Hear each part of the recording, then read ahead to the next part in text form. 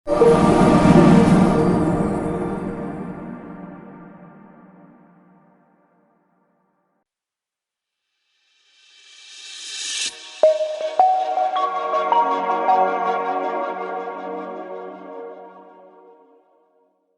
ക്ലാസ്സിൽ പഠിക്കുന്ന ഒരു പയ്യൻ സ്വന്തം അമ്മയായിട്ട് കൗൺസിലിങ്ങിന് വരുന്നു. ഇവൻ പറഞ്ഞ എൻ്റെ ഭാവിയെല്ലാം തകർന്നു.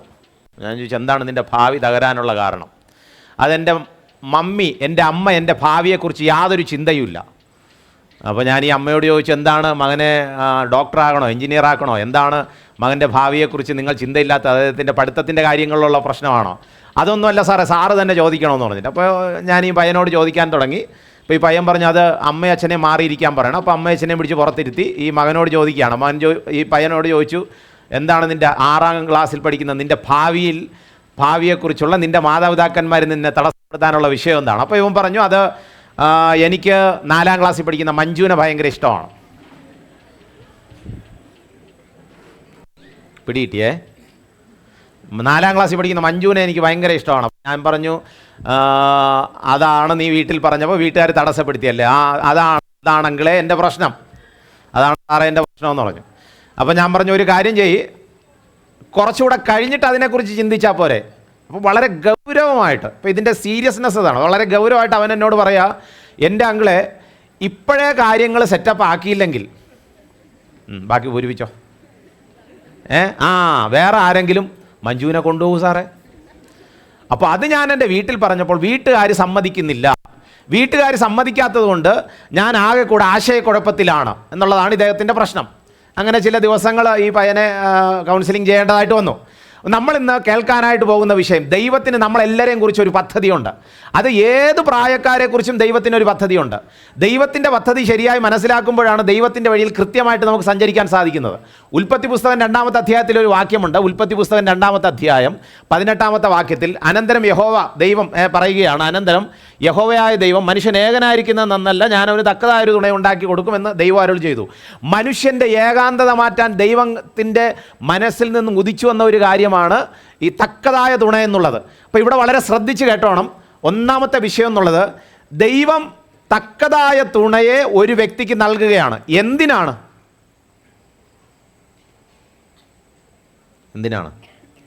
എൻ്റെ ക്ലാസ്സിൽ എന്ത് ഉത്തരവും പറയാം, എല്ലാ ഉത്തരവും ശരിയാണ്.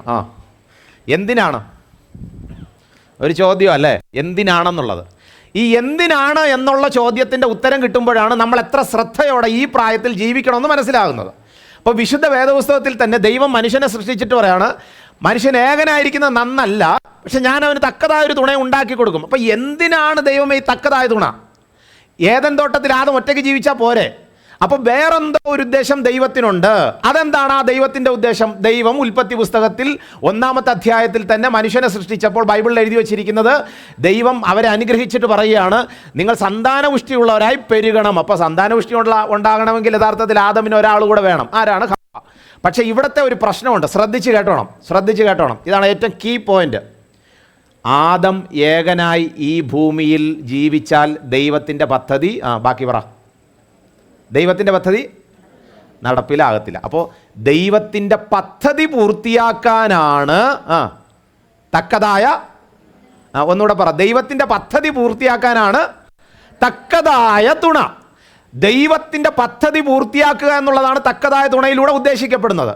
അപ്പം ന്യായമായിട്ട് അടുത്തൊരു ചോദ്യം വരും. ചോദ്യം ഇതാണ്, ദൈവത്തിൻ്റെ പദ്ധതിക്കായി ഭാവി ജീവിതത്തിലേക്ക് നമ്മെ പണിയുന്നത് എപ്പോൾ മുതലാണ്? ഈ ആദമിന് ദൈവം ഹവ്വയെ കൊടുത്തത്, ആദം ഏതാണ്ട് നമുക്കറിയത്തില്ല എത്ര വയസ്സായെന്ന്, എന്നാലും വിവാഹത്തിൻ്റെ ആ കൃത്യം ആ പീക്ക് പോയിന്റിൽ അപ്പോഴാണ് ദൈവം തക്കതായ തുണ ദൈവം ഉണ്ടാക്കി കൊടുത്തത്.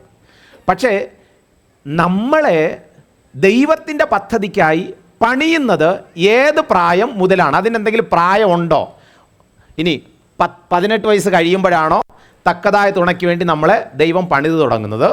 അതോ കല്യാണം പ്രപ്പോസലൊക്കെ വരുമ്പോഴാണോ? അതോ ജനിക്കുമ്പോഴാണോ? ജനനം മുതലാണോ? ആലോചിച്ച് പറ. ഒരു 18 വയസ്സാകുമ്പോൾ പെട്ടെന്നൊരു കറണ്ട് അടിക്കുന്നത് പോലെ ഒരു അതിനുശേഷം ഭയങ്കര ആത്മീയനായി, അങ്ങനെ ഉണ്ടോ? ഇല്ല. അല്ലെങ്കിൽ ഒരു 22 വയസ്സായപ്പോൾ പ്രപ്പോസൽ വന്നു, അന്ന് മുതലാണ് ഇദ്ദേഹം മറ്റൊരു ഇതിനു വേണ്ടി പണിയപ്പെടുന്നത്. അങ്ങനെയാണോ?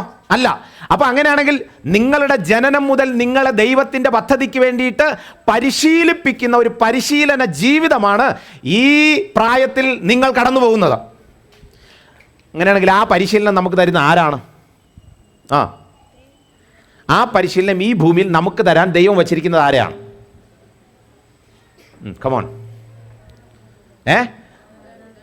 ഒന്ന് ഉച്ചത്തിൽ പറ. ഇനി ഇത് മാറ്റി പറയരുത്. ഇനി അടുത്ത് ഞാൻ ചോദ്യം വരുമ്പോൾ മാറ്റി പറയരുത്. ഇല്ലല്ലോ.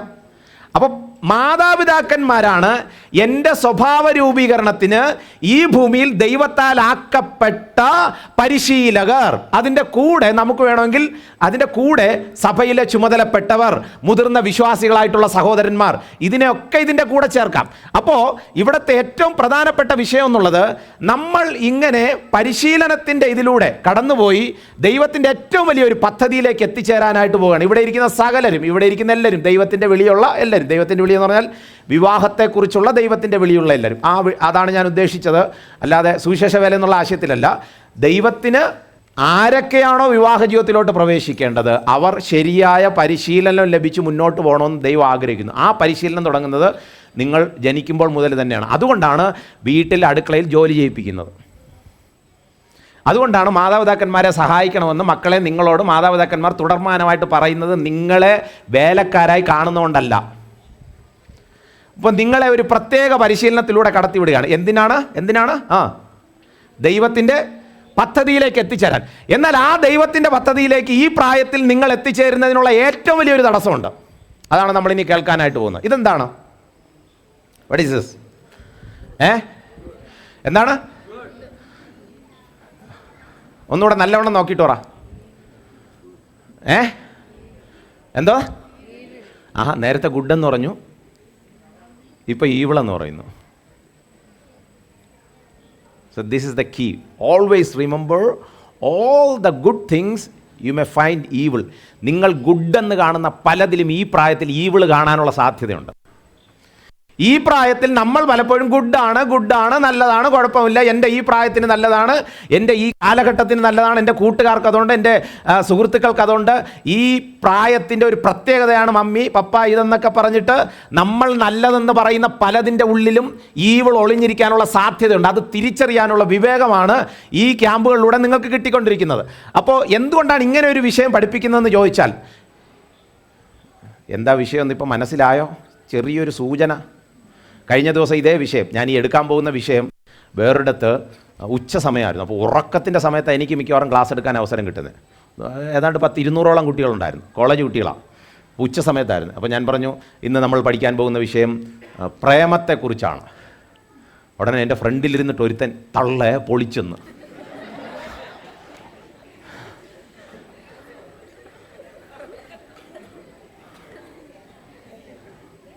നിങ്ങളെന്തായാലും മനസ്സിലിത് പറഞ്ഞു കാണും.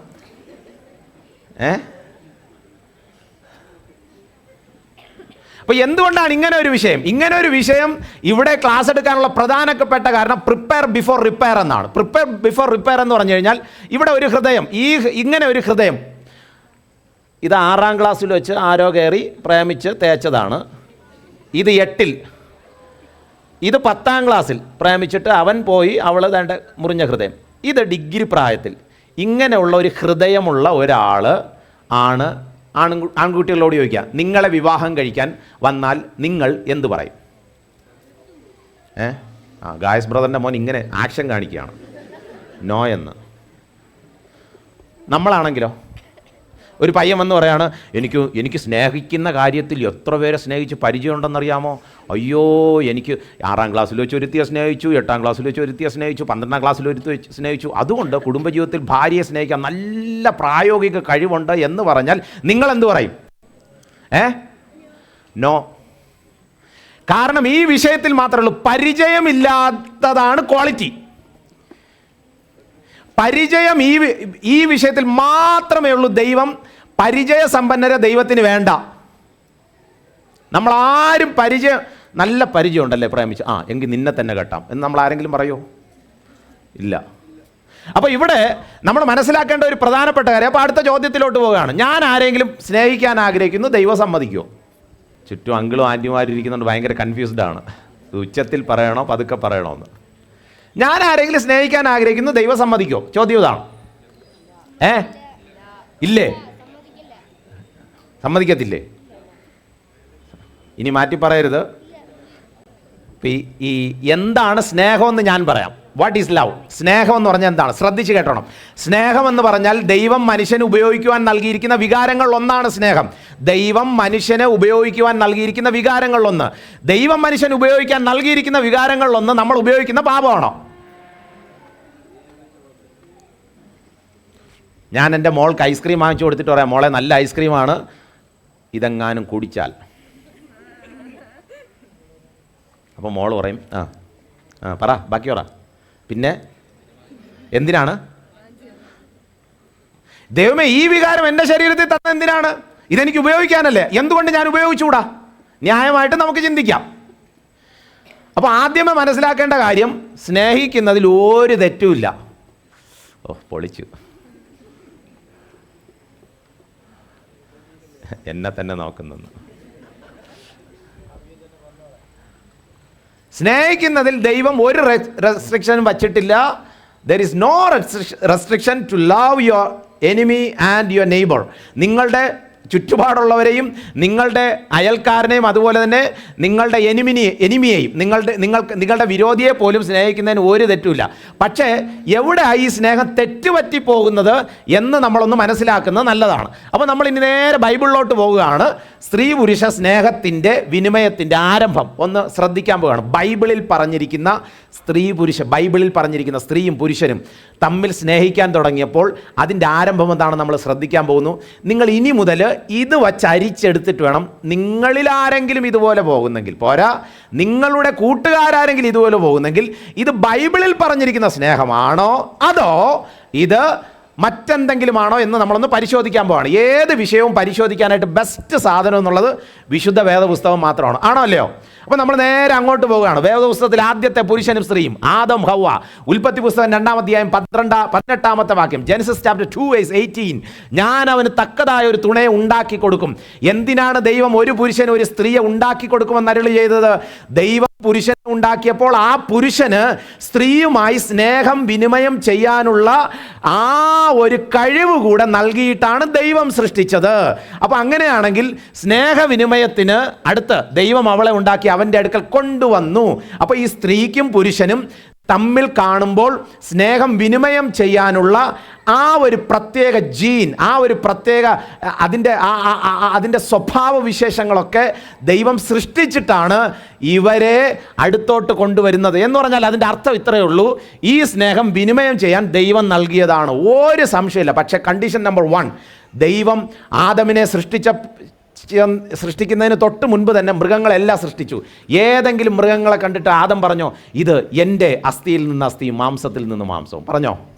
എന്തുകൊണ്ട് പറഞ്ഞില്ല? ഇന്ന് പട്ടിയെയും പൂച്ചയെയും മൃഗങ്ങളെയും മനുഷ്യരെക്കാൾ സ്നേഹിക്കുന്നവരാണ് പുറത്തുള്ളവരും നമ്മളും. നമ്മുടെയൊക്കെ വീടുകളിൽ പട്ടികളുണ്ട്, പട്ടി വളർത്തുന്ന കുഴപ്പമൊന്നും ഞാൻ പറയുന്നില്ല. പക്ഷേ ഈ മൃഗങ്ങളോടുള്ള അമിതമായ സ്നേഹം എന്തുകൊണ്ടോ ഈ കാലത്ത് അധികം കൂടിപ്പോയോ എന്നൊരു സംശയമുണ്ട്. എൻ്റെ എന്നുള്ള ആദ്യത്തെ വാക്ക് ആദം ഉപയോഗിച്ചത് ദൈവം നൽകിയ ആളെക്കുറിച്ചാണ്.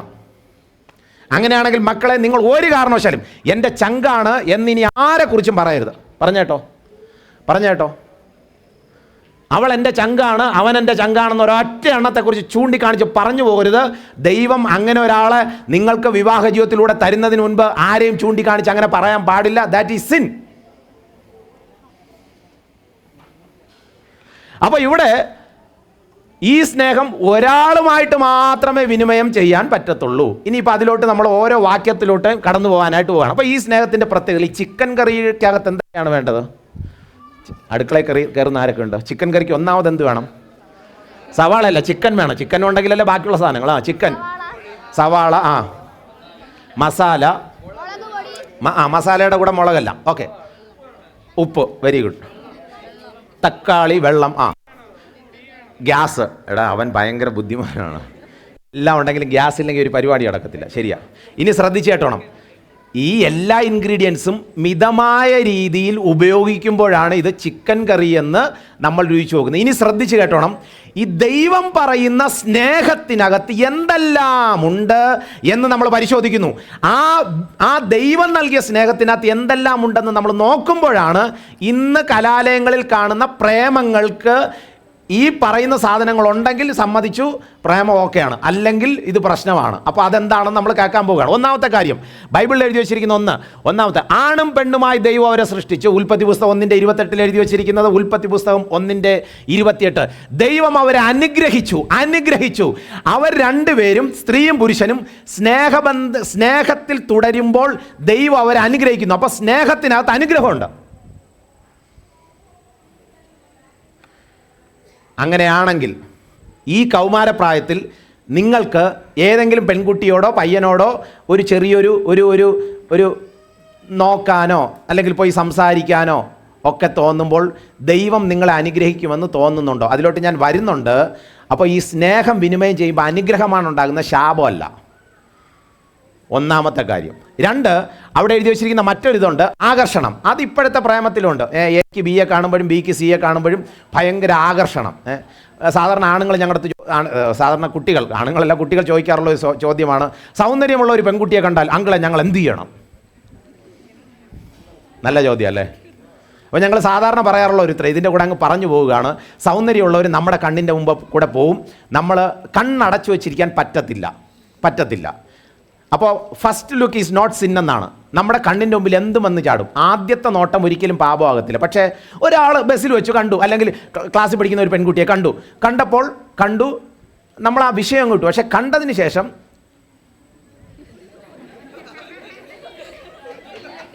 ഇതാണ് വായ്നോട്ടം. സൈക്കോളജിയിൽ ഇക്കൂട്ടിസം എന്ന് പറയും, വായ്നോട്ടം. അതാണ് പ്രശ്നം. അപ്പോൾ എത്ര സൗന്ദര്യമുള്ളവരെ കണ്ടാലും നിങ്ങൾ ആദ്യം ചെയ്യേണ്ടത് കണ്ണടയ്ക്കുക. ദൈവമേ, ദൈവത്തിൻ്റെ സൃഷ്ടി എത്രയോ മനോഹരം, ഈ പെൺകുട്ടിക്ക് ഏറ്റവും നല്ലൊരു പയ്യനെ കൊടുക്കണം കർത്താവേ, ആമേൻ എന്ന് പറഞ്ഞ് നിങ്ങൾ നിങ്ങളുടെ വഴിക്ക് അങ്ങ് പോകുക. That is the best way. അത് ഞാനായിരിക്കണം കർത്താവേ എന്ന് പറയരുത്. ഈ നമ്മുടെയൊക്കെ പ്രശ്നം എന്ന് പറയുക, കാണുന്ന എല്ലാത്തിനും ഉടനെ തന്നെ പ്രയറായിട്ട് അങ്ങ് കണക്ട് ചെയ്യും. ഇന്നലെ ഞാൻ ഈ ക്യാമ്പിന് ഇന്നലെ ഞാൻ ഇവിടെ ഇരിക്കുമ്പോൾ തന്നെ എൻ്റെ അടുത്ത് ഒരു പെൺകുട്ടി എന്നെ ഫോൺ വിളിച്ചിട്ട് പറഞ്ഞു, ഞാൻ ആകെ കൺഫ്യൂസ്ഡ് ആണ്. ഞാൻ ചോദിച്ചു എന്ത് പറ്റി? ഒരു ചേട്ടൻ എന്നോടൊന്ന് പ്രപ്പോസ് ചെയ്തു. ഞാൻ പറഞ്ഞു കൊള്ളാം, എന്താണ് സംഭവം? അപ്പോൾ ഈ പെൺകുട്ടി പറഞ്ഞു അവൻ എന്നോട് പ്രപ്പോസ് ചെയ്തു, അവൻ ഭയങ്കര ആത്മീയ കാര്യങ്ങളാണ് പറയുന്നത്. ഇത് തുടങ്ങുമ്പോൾ ആത്മീയതയിലേ തുടങ്ങത്തുള്ളൂ, ഇതങ്ങനെ തുടങ്ങത്തുള്ളൂ. ഞാൻ വിശദീകരിച്ച് വരുമ്പോൾ നിങ്ങൾക്ക് മനസ്സിലാവും ഇതിനകത്ത് ഏതാണ്. അപ്പോൾ ആത്മീയനാണെന്നൊക്കെ പറഞ്ഞു. ഞാൻ പറഞ്ഞു ഓക്കെ, ഒരു കാര്യം ചെയ്തേര് മോള്, അവനൊന്ന് ചെക്ക് ചെയ്യാനായിട്ട് പറഞ്ഞേര്. ഇതേപോലെ വേറൊരു ചേട്ടൻ കഴിഞ്ഞ ആഴ്ച എൻ്റെ അടുത്ത് പ്രപ്പോസലിൽ വന്നു, അദ്ദേഹം ആത്മീയ കാര്യങ്ങളാണ് പറയുന്നത് എന്നൊന്ന് ഈ പയ്യനോട് പറഞ്ഞു നോക്കാൻ പറഞ്ഞു. അവൾ ഇന്ന് രാവിലെ വിളിച്ചിട്ട് പറഞ്ഞു, സാറ് പറഞ്ഞ ശരി തന്നെ, ഞാൻ ഇന്ന് രാവിലെ ഇതേ കാര്യം പറഞ്ഞപ്പോഴാണ് അവൻ്റെ സ്വഭാവവും മട്ടും ഒക്കെ മാറിയത്. അപ്പോൾ ഞാൻ പറഞ്ഞു വരുന്നതിൻ്റെ ആശയം വളരെ ശ്രദ്ധിച്ച് കേട്ടോണം. ഈ ദൈവം വിനിമയം ചെയ്യാൻ പറയുന്ന സ്നേഹവും ഇന്ന് കൗമാരക്കാരുടെ ഇടയിൽ കാണുന്ന ഈ പ്രേമവും തമ്മിലുള്ള വ്യത്യാസമാണ് നമ്മൾ നോക്കിക്കൊണ്ടിരിക്കുന്നത്. 2, തക്കതായ തുണയെ ദൈവം തരുമെന്ന് പറഞ്ഞു. അപ്പോൾ ഈ സ്നേഹത്തിനകത്ത് തക്കതായ തുണ എന്നുള്ളൊരാശയമുണ്ട്. സ്നേഹത്തിനകത്ത് അനുഗ്രഹമുണ്ട്, സ്നേഹത്തിനകത്ത് ആകർഷണമുണ്ട്, തക്കതായ തുണ അല്ലെങ്കിൽ കൂട്ടായ്മ ഒരു സംഭവമുണ്ട്. എന്നാൽ ഇതിനവസാനം ഒരു ചോദ്യം ചോദിക്കുക, ശ്രദ്ധിച്ച് നിങ്ങൾ ഉത്തരം പറയേണ്ടതുണ്ട്. 4, ഇതിനകത്ത് മറ്റൊരു വിവാഹ ജീവിതത്തെക്കുറിച്ച് പറയാണ്. ഇസഹാക്ക് അവളെ തൻ്റെ അമ്മയായ സാറയുടെ കൂടാരത്തിൽ കൊണ്ടുപോയി അവൻ റിബേക്കയെ പരിഗ്രഹിച്ചു. അതായത് അതിനകത്ത് ലൈംഗികത എന്നൊരാശയം കൂടെയുണ്ട്. സ്നേഹത്തിനകത്ത് തന്നെ ലൈംഗികതയുണ്ട്. പക്ഷേ ഇന്നത്തെ ഈ പ്രേമബന്ധം എല്ലാം പാക്കേജ് പോലെയാണ്. പ്രേമമുണ്ടോ അതിൻ്റെ കൂടെ ഈ സെക്സ് എന്നുള്ള കാര്യം കാണും. ഇത് പ്രകാരം പോകാറുണ്ട് മിക്കവാറും കേസുകളിലൊക്കെ. ഇനിയിപ്പോൾ അടുത്തതിലോട്ട് ഞാൻ വരുന്നുണ്ട്.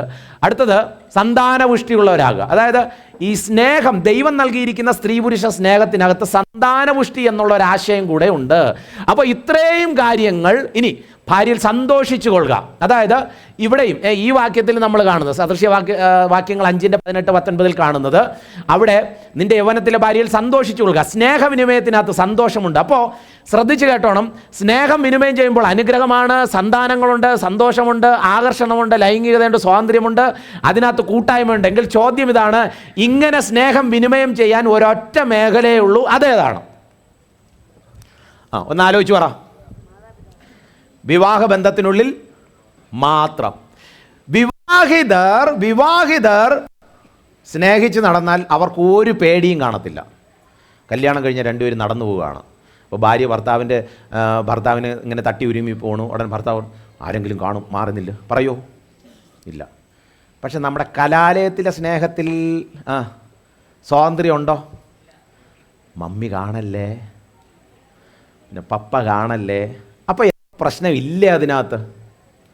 ഇനി ആരെങ്കിലും കണ്ടാൽ എന്തോ ചിന്തിക്കും, പിന്നെ ഞാൻ അയച്ച മെസ്സേജ് നീ വായിച്ച ഉടനെ ബാക്കി പറ, ഡിലീറ്റ് ചെയ്യണേ, ഞാനിവിടെ ഡിലീറ്റ് ചെയ്തോളാമേ. ഭാര്യ ഭർത്താക്കന്മാർ തമ്മിൽ അങ്ങനെ മെസ്സേജ് അയച്ചിട്ട് പറയോ, എടി ഞാൻ അയച്ച മെസ്സേജ് ഡിലീറ്റ് ചെയ്യണേ, പറയോ? ഇല്ല. എടാ, അവർക്ക് അതിനുള്ള സ്വാതന്ത്ര്യമുണ്ട്. അപ്പോൾ ഇവിടെ ഇതിനകത്തുള്ള കാര്യം എന്നുള്ളത്, ഈ സ്നേഹമെന്നുള്ളത് ശരിയായി സ്വാതന്ത്ര്യത്തോടെ വിനിമയം ചെയ്യാൻ ദൈവം തന്നിരിക്കുന്ന സംവിധാനം എന്നുള്ളത് ഇത് വിവാഹത്തിനുള്ളിൽ മാത്രം. അപ്പോൾ വിവാഹത്തിനുള്ളിൽ മാത്രമേ ഉള്ളൂ ഒരു സ്ത്രീയും പുരുഷനുമായിട്ടുള്ള ആ സ്നേഹം ശരിയായി വിനിമയം ചെയ്യാൻ പറ്റുന്നത്. അപ്പോൾ വിവാഹത്തിനുള്ളിൽ പുറത്താണെങ്കിലോ അതിന് വേറൊരു പേരുണ്ട്. ആ പേരിലോട്ടാണ് നമ്മൾ പോകുന്നത്. അതിന് വേറൊരു പേരുണ്ട്. അപ്പം നമ്മൾ ഈ സ്നേഹമെന്നുള്ള നല്ല വാക്കുപയോഗിച്ച് ആളുകൾ പറ്റിക്കപ്പെടുകയാണ്, വിശ്വാസികൾ വഞ്ചിക്കപ്പെടുകയാണ്. ഇത് ദൈവം തന്ന സ്നേഹമാണ്. അല്ല, ദൈവം തരുന്ന സ്നേഹം വിവാഹിതർക്ക് മാത്രമുള്ളതാണ്. അപ്പം മറ്റ് സ്നേഹങ്ങൾ എന്താണെന്ന് പറയാൻ പോകും. മറ്റ് സ്നേഹം എന്ന് പറഞ്ഞാൽ മാതാപിതാക്കന്മാരും മക്കളും തമ്മിലുള്ള സ്നേഹമല്ല ഞാൻ ഉദ്ദേശിക്കുന്നത്, ഈ സ്ത്രീ പുരുഷ സ്നേഹം. അതിന് വേറൊരു പേര് ബൈബിളിൽ പറയുന്നുണ്ട്.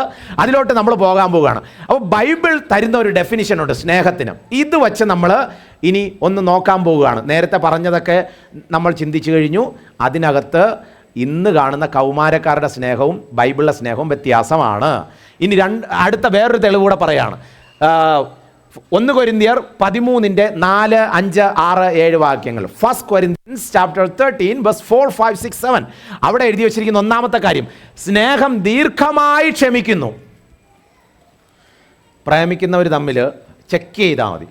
മറ്റവൻ പറയും, എടി കാട്ടാക്കട 5:30 എത്തിക്കൊള്ളണം, ഇവളെങ്ങാനും 5:45 എത്തിയാൽ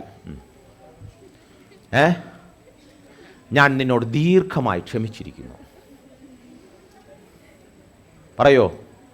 നീ എന്ത് ലേറ്റായത് കാര്യം പറ. ഞാനിവിടെ രാവിലെ ഗുഡ് മോർണിംഗ് ഇട്ടിട്ട് 10 മണിയായിട്ട് നീ എനിക്ക് എന്തുകൊണ്ട് ഗുഡ് മോർണിംഗ് ഇട്ടില്ല? അപ്പോൾ ഈ സ്നേഹത്തിനകത്ത് അവിടെ ക്ഷമയെന്നുള്ള കാര്യം വരുന്നില്ല. ഏത്? ഈ പ്രേമത്തിനുള്ള സ്നേഹത്തിനകത്ത് ക്ഷമ കാണുമോ എന്നുള്ള നിങ്ങൾ ചെക്ക് ചെയ്താൽ മതി. ഈ പ്രേമിക്കുന്നവരുടെ ഈ രീതികൾ നിങ്ങൾ പരിശോധിച്ചാൽ മനസ്സിലാക്കും. ഇതിലാരെങ്കിലും ഒരാൾ വന്ന് പറയുകയാണ്, ഞാൻ ഈ പ്രേമം ഇന്നത്തോടെ അവസാനിക്കുകയാണ്. ഒരു പെൺകുട്ടി പറയാണ്, ഞാൻ ഇന്നത്തോടെ ഈ പ്രേമം അവസാനിപ്പിക്കുകയാണ് എന്ന് പറഞ്ഞാൽ ഈ പയ്യൻ ആദ്യം എന്ത് പറയുന്നറിയോ?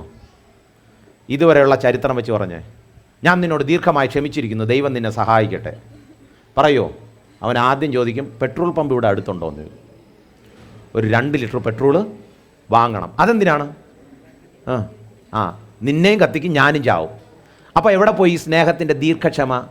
അപ്പോൾ ഈ കൗമാരക്കാരിൽ കാണുന്ന പ്രേമത്തിൻ്റെ സ്നേഹത്തിനകത്ത് ദൈവം നൽകുന്ന സംവിധാനമല്ല. ദീർഘമായി ക്ഷമിക്കുന്നു, ദയ കാണിക്കുന്നു, സ്നേഹം സ്പർദ്ധിക്കുന്നില്ല, നിഗളിക്കുന്നില്ല, ചീർക്കുന്നില്ല, അയോഗ്യമായി നടക്കുന്നില്ല. ഇവിടെ അയോഗ്യമായേ നടക്കുന്നുള്ളൂ. മുതിർന്നവരുടെ അടുത്തൊക്കെ ചോദിച്ചാൽ മതി. ബസ്സിലൊക്കെ കയറുമ്പോൾ ചിലപ്പോൾ തൊലി ഉരിഞ്ഞു പോകും. മുമ്പിലിരിക്കുന്ന കൗമാരക്കാരായിട്ടുള്ള കമിതാക്കളുടെ ചില ക്രിയകളും പ്രക്രിയകളും ഒക്കെ കണ്ടു കഴിഞ്ഞാൽ പബ്ലിക് ബസ്സുകളിൽ കയറാൻ തോന്നത്തില്ല. എന്തുകൊണ്ടാണിത് സംഭവിക്കുന്നതെന്ന് ചോദിച്ചു കഴിഞ്ഞാൽ ഈ സ്നേഹം ദൈവം തന്ന സ്നേഹവുമായിട്ട് വ്യത്യാസമുണ്ടെന്നുള്ളത് കൊണ്ടാണ്. അപ്പോൾ പ്രേമത്തിനകത്ത് പ്രേമവും ഇപ്പോൾ നാം കാണുന്ന ഈ ദൈവം നൽകുന്ന സ്നേഹവും തമ്മിൽ വ്യത്യാസമുണ്ട്. ചിലർ പറയാറുണ്ട്, ഗ്രീക്ക് പറ അങ്കിളെ, ഗ്രീക്കിൽ എന്തെങ്കിലും ഉണ്ടോ? ഗ്രീക്ക് കൂടെ പറഞ്ഞിട്ടേ പോകുന്നുള്ളൂ. ഗ്രീക്കിൽ എഴുതി വെച്ചിരിക്കുന്നത് സ്റ്റോർജിയോ എന്ന് പറഞ്ഞൊരിതുണ്ട്. ബൈബിളിൽ ആകെ 4 സ്നേഹത്തെക്കുറിച്ച് മാത്രമേ പറയുന്നുള്ളൂ. ബൈബിളിൽ ആകെ 4 സ്നേഹത്തെക്കുറിച്ച് മാത്രമേ പറയുന്നുള്ളൂ. ഒന്നാമത്തെ സ്നേഹം എന്ന് പറഞ്ഞാൽ സ്റ്റോർജിയോ എന്ന് പറഞ്ഞിട്ട് സ്നേഹമാണ്. അത് കുടുംബ ബന്ധങ്ങൾ, മാതാപിതാക്കന്മാർ നിങ്ങളെ സ്നേഹിക്കുന്നു, അങ്ങനെ ഒരു സ്നേഹമുണ്ട്, നമ്മളത് അനുഭവിക്കുന്നുണ്ട്. നമ്മൾ നമ്മുടെ മാതാപിതാക്കന്മാരെ സ്നേഹിക്കുന്നു. രണ്ടാമത്തെ ഫിലെ, ലവ് ബിറ്റ്വീൻ ഫ്രണ്ട്സ് എന്നാണ്. നമ്മുടെ കലാലയങ്ങളിലുള്ള സുഹൃത്തുക്കൾ, അല്ലെങ്കിൽ വഴിയിൽ കാണുന്ന സുഹൃത്തുക്കൾ, കടയിൽ സ്ഥിരം കടയിൽ പോയി സാധനങ്ങൾ വാങ്ങുമ്പോൾ അവരുമായിട്ടുള്ള സൗഹൃദം, അതൊക്കെയാണ് അവിടെ പറയുന്നത്. പിന്നെ ഈറോസ് എന്ന് പറഞ്ഞാൽ ലവ് ബിറ്റ്വീൻ ഫാമിലി, ഭാര്യയും ഭർത്താവും മാത്രം, ലവ് ബിറ്റ്വീൻ കപ്പിൾസ്, ഭാര്യയും ഭർത്താവും മാത്രം തമ്മിലുള്ള സ്നേഹം. അവസാനത്തെ അഗാപ്പെ, നമ്മൾ സാധാരണ ഉപയോഗിക്കാറുള്ള വാക്കാണ്, ദൈവവും മനുഷ്യനും തമ്മിലുള്ള സ്നേഹം. ഈ 4 സ്നേഹത്തിനകത്ത് എവിടെയെങ്കിലും പ്രേമം വരാൻ സാധ്യത ഉണ്ടെങ്കിൽ ഏതാണ്? ഇതിനകത്ത് ഒരിടത്തും പ്രേമത്തിൻ്റെ ഒരു സാധനവും വരുന്നില്ല. എന്ന് പറഞ്ഞാൽ അർത്ഥം ബൈബിളിൽ പ്രേമം അംഗീകരിക്കപ്പെട്ട സ്നേഹത്തിനുള്ളിലല്ല വരുന്നത്. പ്രേമം ബൈബിളിൽ വേറെ ഏതോ ഒരു കാറ്റഗറിയിൽ വരുന്നുണ്ട്. അതുകൂടെ നമ്മൾ മനസ്സിലാക്കിയിരിക്കണം. അപ്പോൾ പ്രേമം എന്ന് പറഞ്ഞാൽ കുഴപ്പമില്ല, നല്ലതാണ്, ഒരു പെൺകുട്ടിയെ കണ്ടാൽ ഒരു പയ്യനെ കണ്ടാൽ കുഴപ്പമില്ല എന്ന് നമ്മൾ ചിന്തിച്ചു പോകും. പക്ഷേ അതിൻ്റെ അപകടമാണ് നമ്മൾ ഇനി കേൾക്കാനായിട്ട് പോകുന്നത്. ഒരു അല്പമെങ്കിലും സാമ്യത തോന്നുന്ന ഈ ഭാര്യ ഭർത്താക്കന്മാർ തമ്മിലുള്ള സ്നേഹവും പ്രേമവും ഒരുപോലെ എന്ന് തോന്നിപ്പോകും. പക്ഷേ ഇത് രണ്ടും രണ്ടാണ്, ഒരിക്കലും ഒന്നെന്ന് പറയാൻ സാധിക്കത്തില്ല. കാരണം ദൈവം അംഗീകരിച്ച ഒരു കാര്യമാണ് ഏത്? വിവാഹം എന്നുള്ളത്. വിവാഹത്തിനുള്ളിലുള്ളതല്ല ഇത്. ഇനി പ്രേമത്തിൻ്റെ ഉത്ഭവം, എല്ലാത്തിൻ്റെ ഉത്ഭവം ബൈബിളിലുണ്ട്. പ്രേമത്തിൻ്റെ ഉത്ഭവം എവിടെയെന്നറിയാമോ? വായിച്ച ഉൽപ്പത്തി പുസ്തകം 4 അധ്യായം. അങ്ങനെ കയീൻ യഹോവയുടെ സന്നിധിയിൽ നിന്ന് പുറപ്പെട്ട് ഏദൻ കിഴക്ക് നോദ് ദേശത്ത് ചെന്ന് പാർത്തു. കയീൻ തൻ്റെ ഭാര്യയെ പരിഗ്രഹിച്ചു. ശ്രദ്ധിച്ചു കേട്ടോണം, കയീൻ തൻ്റെ ഭാര്യയെ പരിഗ്രഹിച്ചു. അവൾ ഗർഭം ധരിച്ച് ഹാനോക്കിനെ പ്രസവിച്ചു. അവനൊരു പട്ടണം പറയുന്നത് ഹാനോക്ക് എന്ന് തൻ്റെ മകൻ്റെ പേരിട്ടു. ഹാനോക്കിന് ഈരത് ജനിച്ചു. ഈരത് മെതുയേലിനെ ജനിപ്പിച്ചു. മെതുയേൽ മെതുശാലേയിനെ ജനിപ്പിച്ചു. മെതുശായേൽ ലാമേക്കിനെ ജനിപ്പിച്ചു. ബാക്കി പറ. ലാമേക്ക് ബൈബിളിൽ ഒരു തെറ്റില്ല. ഇത്ര ബ്യൂട്ടിഫുൾ ആയിട്ട് ബൈബിൾ എങ്ങനെ അത് ആ കാര്യം വിവരിക്കുന്നതെന്ന് ശ്രദ്ധിച്ചോ. ഇവിടെ എല്ലായിടത്തും നിങ്ങൾ ശ്രദ്ധിച്ചാൽ തൻ്റെ ഭാര്യയെ പരിഗ്രഹിച്ചു, തൻ്റെ ഭാര്യ. പക്ഷെ 19 മാത്രം വരുമ്പോൾ ഒരു പ്രത്യേകതയുണ്ട്. 19 മാത്രം എഴുതിയിരിക്കുന്ന ലാമേക്ക് 2 ഭാര്യമാരെ എടുത്തു. തൃശ്ശൂരിൽ ഇതിനിടയ്ക്ക് ഒരാൾ എടുത്തതേ ഉള്ളൂ. അതാരാണ്? നിങ്ങൾ തരണമെന്ന് പറഞ്ഞാൽ ആളുകൾ ആരും കൊടുത്തില്ലെങ്കിൽ നമ്മൾ എടുക്കും, കൊടുത്തില്ലെങ്കിൽ എടുക്കും. ഈ എടുക്കുകയും ആളുകൾ തരുന്നത് വാങ്ങുന്നതും തമ്മിലുള്ള വ്യത്യാസം എന്താണ്? എടുക്കുക എന്ന് പറഞ്ഞ അർത്ഥം എന്താണ്? ഞാൻ എടുത്തു, അനുവാദം ചോദിച്ചോ? ഞാൻ അദ്ദേഹത്തോട് അനുവാദം ചോദിച്ചാൽ അത് ഇതെടുത്താൽ എടുക്കുന്ന ആളെ പറയുന്ന വേറൊരു പേരുണ്ട്. എന്താണ്? ഞാൻ അങ്ങോട്ട് ചോദിച്ചു, അദ്ദേഹം തന്നില്ല, എന്നാലും ഞാൻ എടുക്കും. ഈ പ്രേമത്തിനകത്ത് സംഭവിക്കുന്ന ഒന്നാമത്തെ കാര്യം ഇതാണ്, എടുക്കും അങ്ങ്. ഇത് ആദ്യം സംഭവിച്ചത് എനിക്ക് ഇന്ന പെൺകുട്ടി മതി, കൊള്ളാം, നല്ല പെൺകുട്ടി. എനിക്ക് ഇന്ന പയ്യൻ മതി, കൊള്ളാം, നല്ല പയ്യൻ. അപ്പം ഞാനങ്ങ് എടുക്കുകയാണ്. എനിക്ക് ദൈവം തരുന്നതാണോ, മാതാപിതാക്കന്മാരുടെ സാന്നിധ്യത്തിൽ സഭയുടെ അനുഗ്രഹത്താൽ സഭയുടെ സപ്പോർട്ടോടുകൂടെ ഇത് ദൈവഹിത പ്രകാരമുള്ള പ്രപ്പോസലാണോ എന്നൊന്നും നോക്കാതെ എനിക്ക് ഇഷ്ടമുള്ള ആളെ ഞാനങ്ങ് എടുക്കുകയാണ്. 4-ാമത്തെ അധ്യായം കഴിഞ്ഞ് 6-ാമത്തെ അധ്യായത്തിലോട്ട് വരുമ്പോഴാണ് അതിൻ്റെ ഗൗരവം കാണുന്നത്. 6-ാമത്തെ അധ്യായത്തിൻ്റെ 2-ാമത്തെ വാക്യത്തിൽ ദൈവത്തിൻ്റെ പുത്രന്മാർ മനുഷ്യന്മാരുടെ പുത്രിമാരെ സൗന്ദര്യമുള്ളതെന്ന് കണ്ടിട്ട് തങ്ങൾക്ക് ബോധിച്ചവരെ എവരെയും ഭാര്യമാരായി എടുത്തു. അവിടെ ആദ്യം ഒരാൾ എടുത്തു, പിന്നെ 6-ാമത്തെ അധ്യായത്തിൽ വന്നപ്പോൾ പറവറാന്ന് എടുക്കാൻ തുടങ്ങി. ഈ മാലപ്പടക്കം പൊട്ടും പോലെയാണ്. ആദ്യം ഠോ, പിന്നെ 2 ഠോ, പിന്നെ പടപടാന്നായിരിക്കും. ഇപ്പം പടപടാന്ന് പൊട്ടിക്കൊണ്ടിരിക്കുകയാണ്. കാണുന്നിടത്തെല്ലാം എടുപ്പാണ്. ദൈവഹിതം അന്വേഷിക്കുന്നേയില്ല. മക്കളെ, ഈ പ്രായത്തിൽ നിങ്ങൾ മനസ്സിലാക്കേണ്ട ഒരു കാര്യം, ദൈവത്തിന് നിങ്ങളെക്കുറിച്ചുള്ള ഭാവിയിൽ ഒരു പദ്ധതിയുണ്ട്. ആ പദ്ധതിയിലേക്ക് നിങ്ങൾ നടന്നു കയറുമ്പോൾ നിങ്ങളെക്കുറിച്ചുള്ള ദൈവത്തിൻ്റെ പദ്ധതി തടസ്സപ്പെടുത്താൻ ഇന്നുള്ള സാമൂഹിക മാധ്യമങ്ങളിൽ നിങ്ങൾക്ക് എറിഞ്ഞിട്ട് തരും കുറച്ച് സൗഹൃദങ്ങൾ. കണ്ടാൽ കൊള്ളാമെന്ന് തോന്നും, നല്ല വൈബാണെന്ന് ചിന്തിക്കും. എങ്കിൽ പിന്നെ എനിക്ക് എന്തുകൊണ്ട് ഇതിനെ എടുത്തുകൂടാ എന്ന് നിങ്ങൾ ചിന്തിക്കും. നമ്മൾ അങ്ങനെ ചിന്തിക്കാറുണ്ട്. പക്ഷേ അങ്ങനെ എടുക്കുമ്പോഴുള്ള പ്രശ്നമെന്നുള്ളത്, ബൈബിളിൽ എഴുതി വച്ചിരിക്കുന്നത് ദൈവം അനുദപിച്ചു എന്ന് പറഞ്ഞ് ബൈബിളിൽ റെക്കോർഡ് ചെയ്തിരിക്കുന്ന ആദ്യത്തെ സംഭവം മനുഷ്യൻ സ്വന്തമായിട്ട് ഒരു പെൺകുട്ടിയെ തിരഞ്ഞെടുത്തപ്പോഴാണ്. ആദോഹവയും ചെയ്തപ്പോൾ മനുഷ്യൻ ദൈവം അനുദപിച്ചു എന്ന് എഴുതി വെച്ചിട്ടുണ്ട്. പക്ഷെ ദൈവം അനുദപിച്ചു എന്ന് പറഞ്ഞ് റെക്കോർഡ് ചെയ്ത്, ദൈവം അനുദപിച്ചു പക്ഷേ എഴുതി വെച്ചിട്ടില്ല. എന്നാൽ ദൈവം അനുദപിച്ചു എന്ന് പറഞ്ഞ് കൃത്യമായി റെക്കോർഡ് ചെയ്തിരിക്കുന്നത് ഒരു പുരുഷൻ തനിക്ക് ഇഷ്ടമുള്ള ഒരാളുടെ പിന്നാലെ പോയപ്പോഴാണ്. മക്കളെ, നിങ്ങൾ ഈ പ്രായത്തിൽ നിങ്ങൾക്ക് ഇഷ്ടമുള്ള ഒരാളെ തിരഞ്ഞെടുക്കുമ്പോൾ സ്വർഗത്തിലെ ദൈവം നിങ്ങളുടെ പ്രവൃത്തി കണ്ടിട്ട് ദുഃഖിക്കുകയാണ്. അങ്ങനെ ചെയ്യുന്നുണ്ടെങ്കിൽ നമ്മൾ ചിന്തിക്കുന്നത് നല്ല സംഭവമാണ്, നല്ല സൂപ്പറാണെന്ന്. പക്ഷേ വചനപ്രകാരം നമ്മൾ ചിന്തിക്കുമ്പോൾ ഇതിൻ്റെ പ്രശ്നം അതാണ്. ഇനി മനഃശാസ്ത്രം, കുറച്ച് സൈക്കോളജി കൂടെ ഞാൻ ഇതിൻ്റെ കൂടെ ചേർത്ത് പറയാണ്. മനഃശാസ്ത്രപരമായിട്ടൊരു വിശകലനമുണ്ട്. അതായത് സൈക്കോളജിയിൽ ഇൻഫാക്ച്വേഷൻ എന്നാണ് ഈ വാക്കിനെ പറയുന്നത്. ഇൻഫാക്ച്വേഷൻ +2 പഠിക്കാൻ തുടങ്ങുമ്പോൾ ഈ വാക്കിനെക്കുറിച്ച് കൂടുതൽ പഠിക്കും. ഇൻഫാക്ച്വേഷൻ എന്ന് പറഞ്ഞാൽ ഈ എതിർലിംഗക്കാരോട് തോന്നുന്ന ഒരു അതിശക്തമായ ആകർഷണം. ഈ ആകർഷണം പാപമല്ല, അതാദ്യം മനസ്സിലാക്കിക്കൊള്ളണം. ഈ പ്രായത്തിൽ ആൺകുട്ടികൾക്ക് പെൺകുട്ടികളോടും പെൺകുട്ടികൾക്ക് ആൺകുട്ടികളോടും ആകർഷണം തോന്നും. ആകർഷണം പാപമല്ല, ആകർഷണത്തെ നിയന്ത്രിക്കാൻ പറ്റാത്തതാണ് പാപം.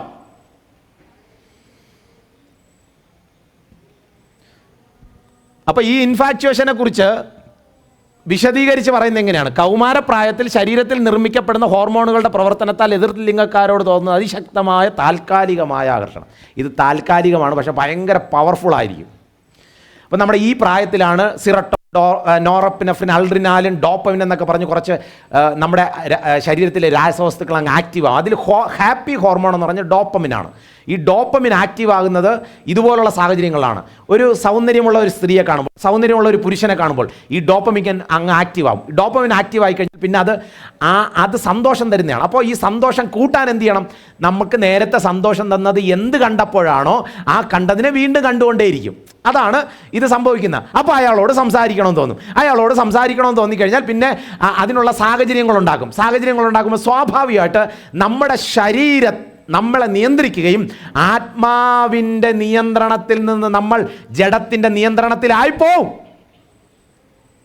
അപ്പോൾ എന്തോ ചെയ്യേണ്ടത്? നമ്മൾ ചെയ്യേണ്ടത് ഇങ്ങനെയുള്ള സാഹചര്യങ്ങളിൽ ചിന്തിച്ചോളണം, ഇത് എൻ്റെ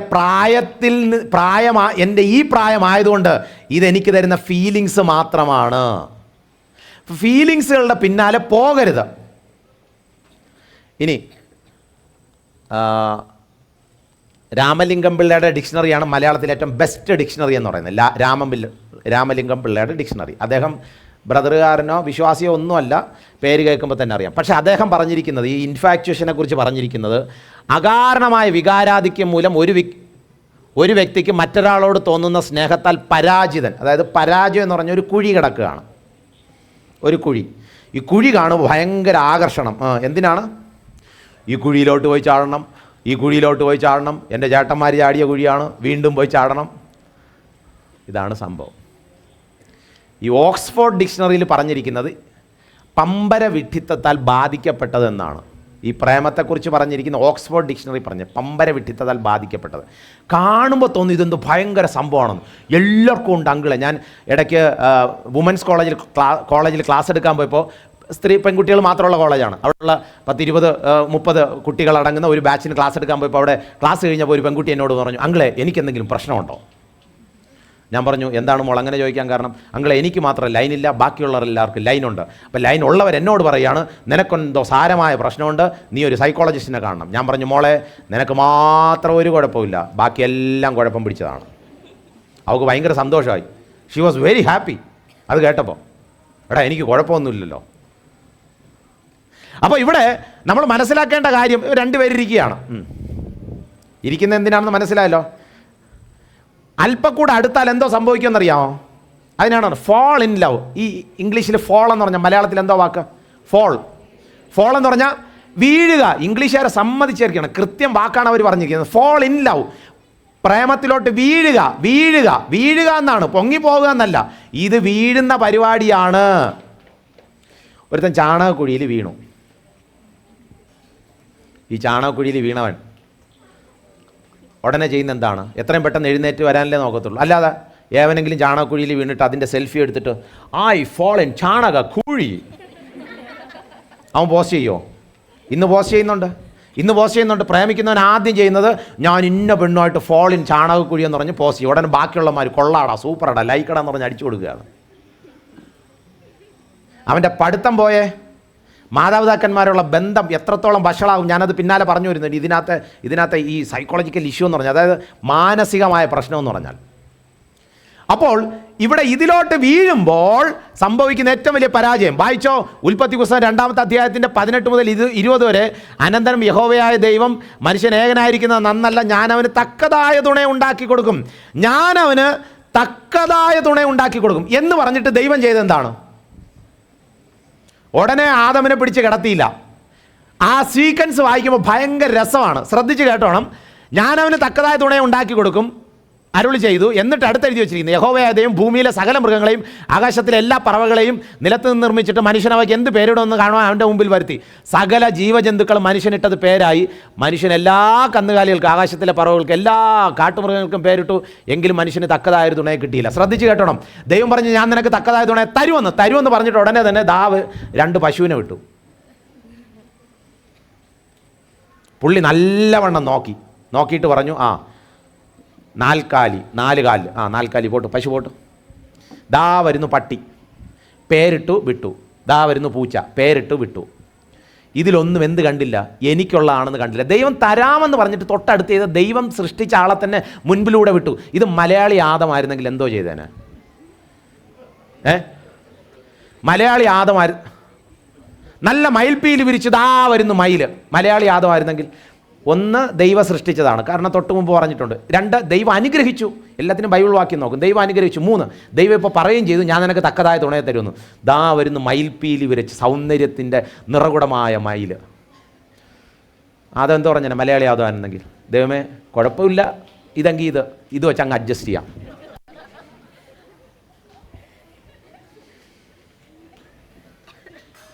ഇനി നല്ല വെള്ള കുതിര വരികയാണ്. ചില പെമ്പിള്ളാർക്ക് ഈ കുതിര കണ്ടു കഴിഞ്ഞാൽ പിന്നെ ഒരു രക്ഷയില്ല. വെള്ള കുതിര, ദൈവമേ ഇത് തന്നെ മതി.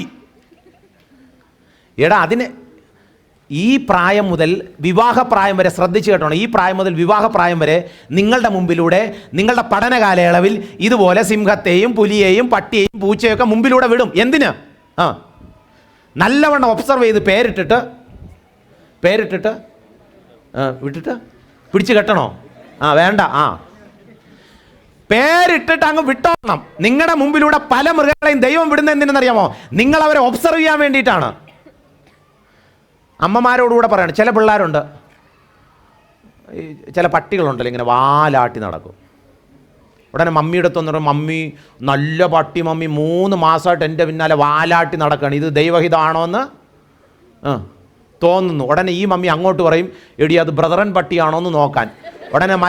ഉടനെ ഇവൾ പോയി അങ്ങോട്ട് ചോദിക്കും, നീ രക്ഷിക്കപ്പെട്ട ബ്രദറൻ പട്ടിയാണോ? അവൻ പറയും രക്ഷിക്കപ്പെട്ടതാണോന്ന്. 8 പ്രാവശ്യം രക്ഷിക്കപ്പെട്ടിരിക്കുകയാണ്. അപ്പോൾ ഇവൾ വന്ന് അമ്മയുടെ പറയും, മമ്മി ഇതുപോലെയാണ്, അവ ബ്രദറൻ പട്ടി എന്ന് ഉറപ്പായി. ഉടനെ ഈ മമ്മി ഒന്ന് ദൈവദാസനെ പ്രഷറൈസ് ചെയ്യും, ഒരു ബ്രദറൻ പട്ടിയെ കിട്ടിയിട്ടുണ്ട്, എൻ്റെ മോക്ക് പറ്റിയ ആൾ.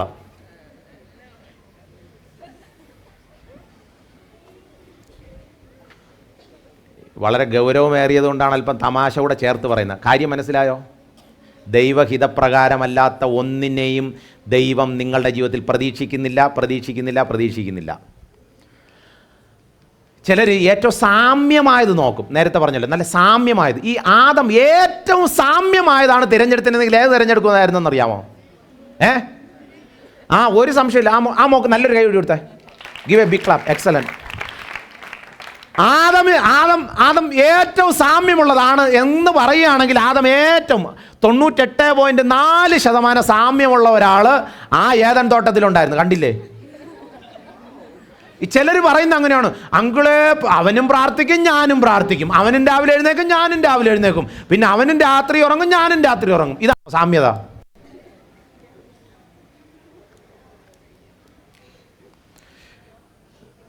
%98.8% സാമ്യമുള്ള വേറൊരാൾ അതിനകത്തുണ്ടായിരുന്നു. ചിലർ പറയും, അങ്കിളെ അവളുടെ ചിരി കണ്ടാലറിയാം എനിക്ക് വേണ്ടി നിർമ്മിക്കപ്പെട്ടതാണെന്ന്.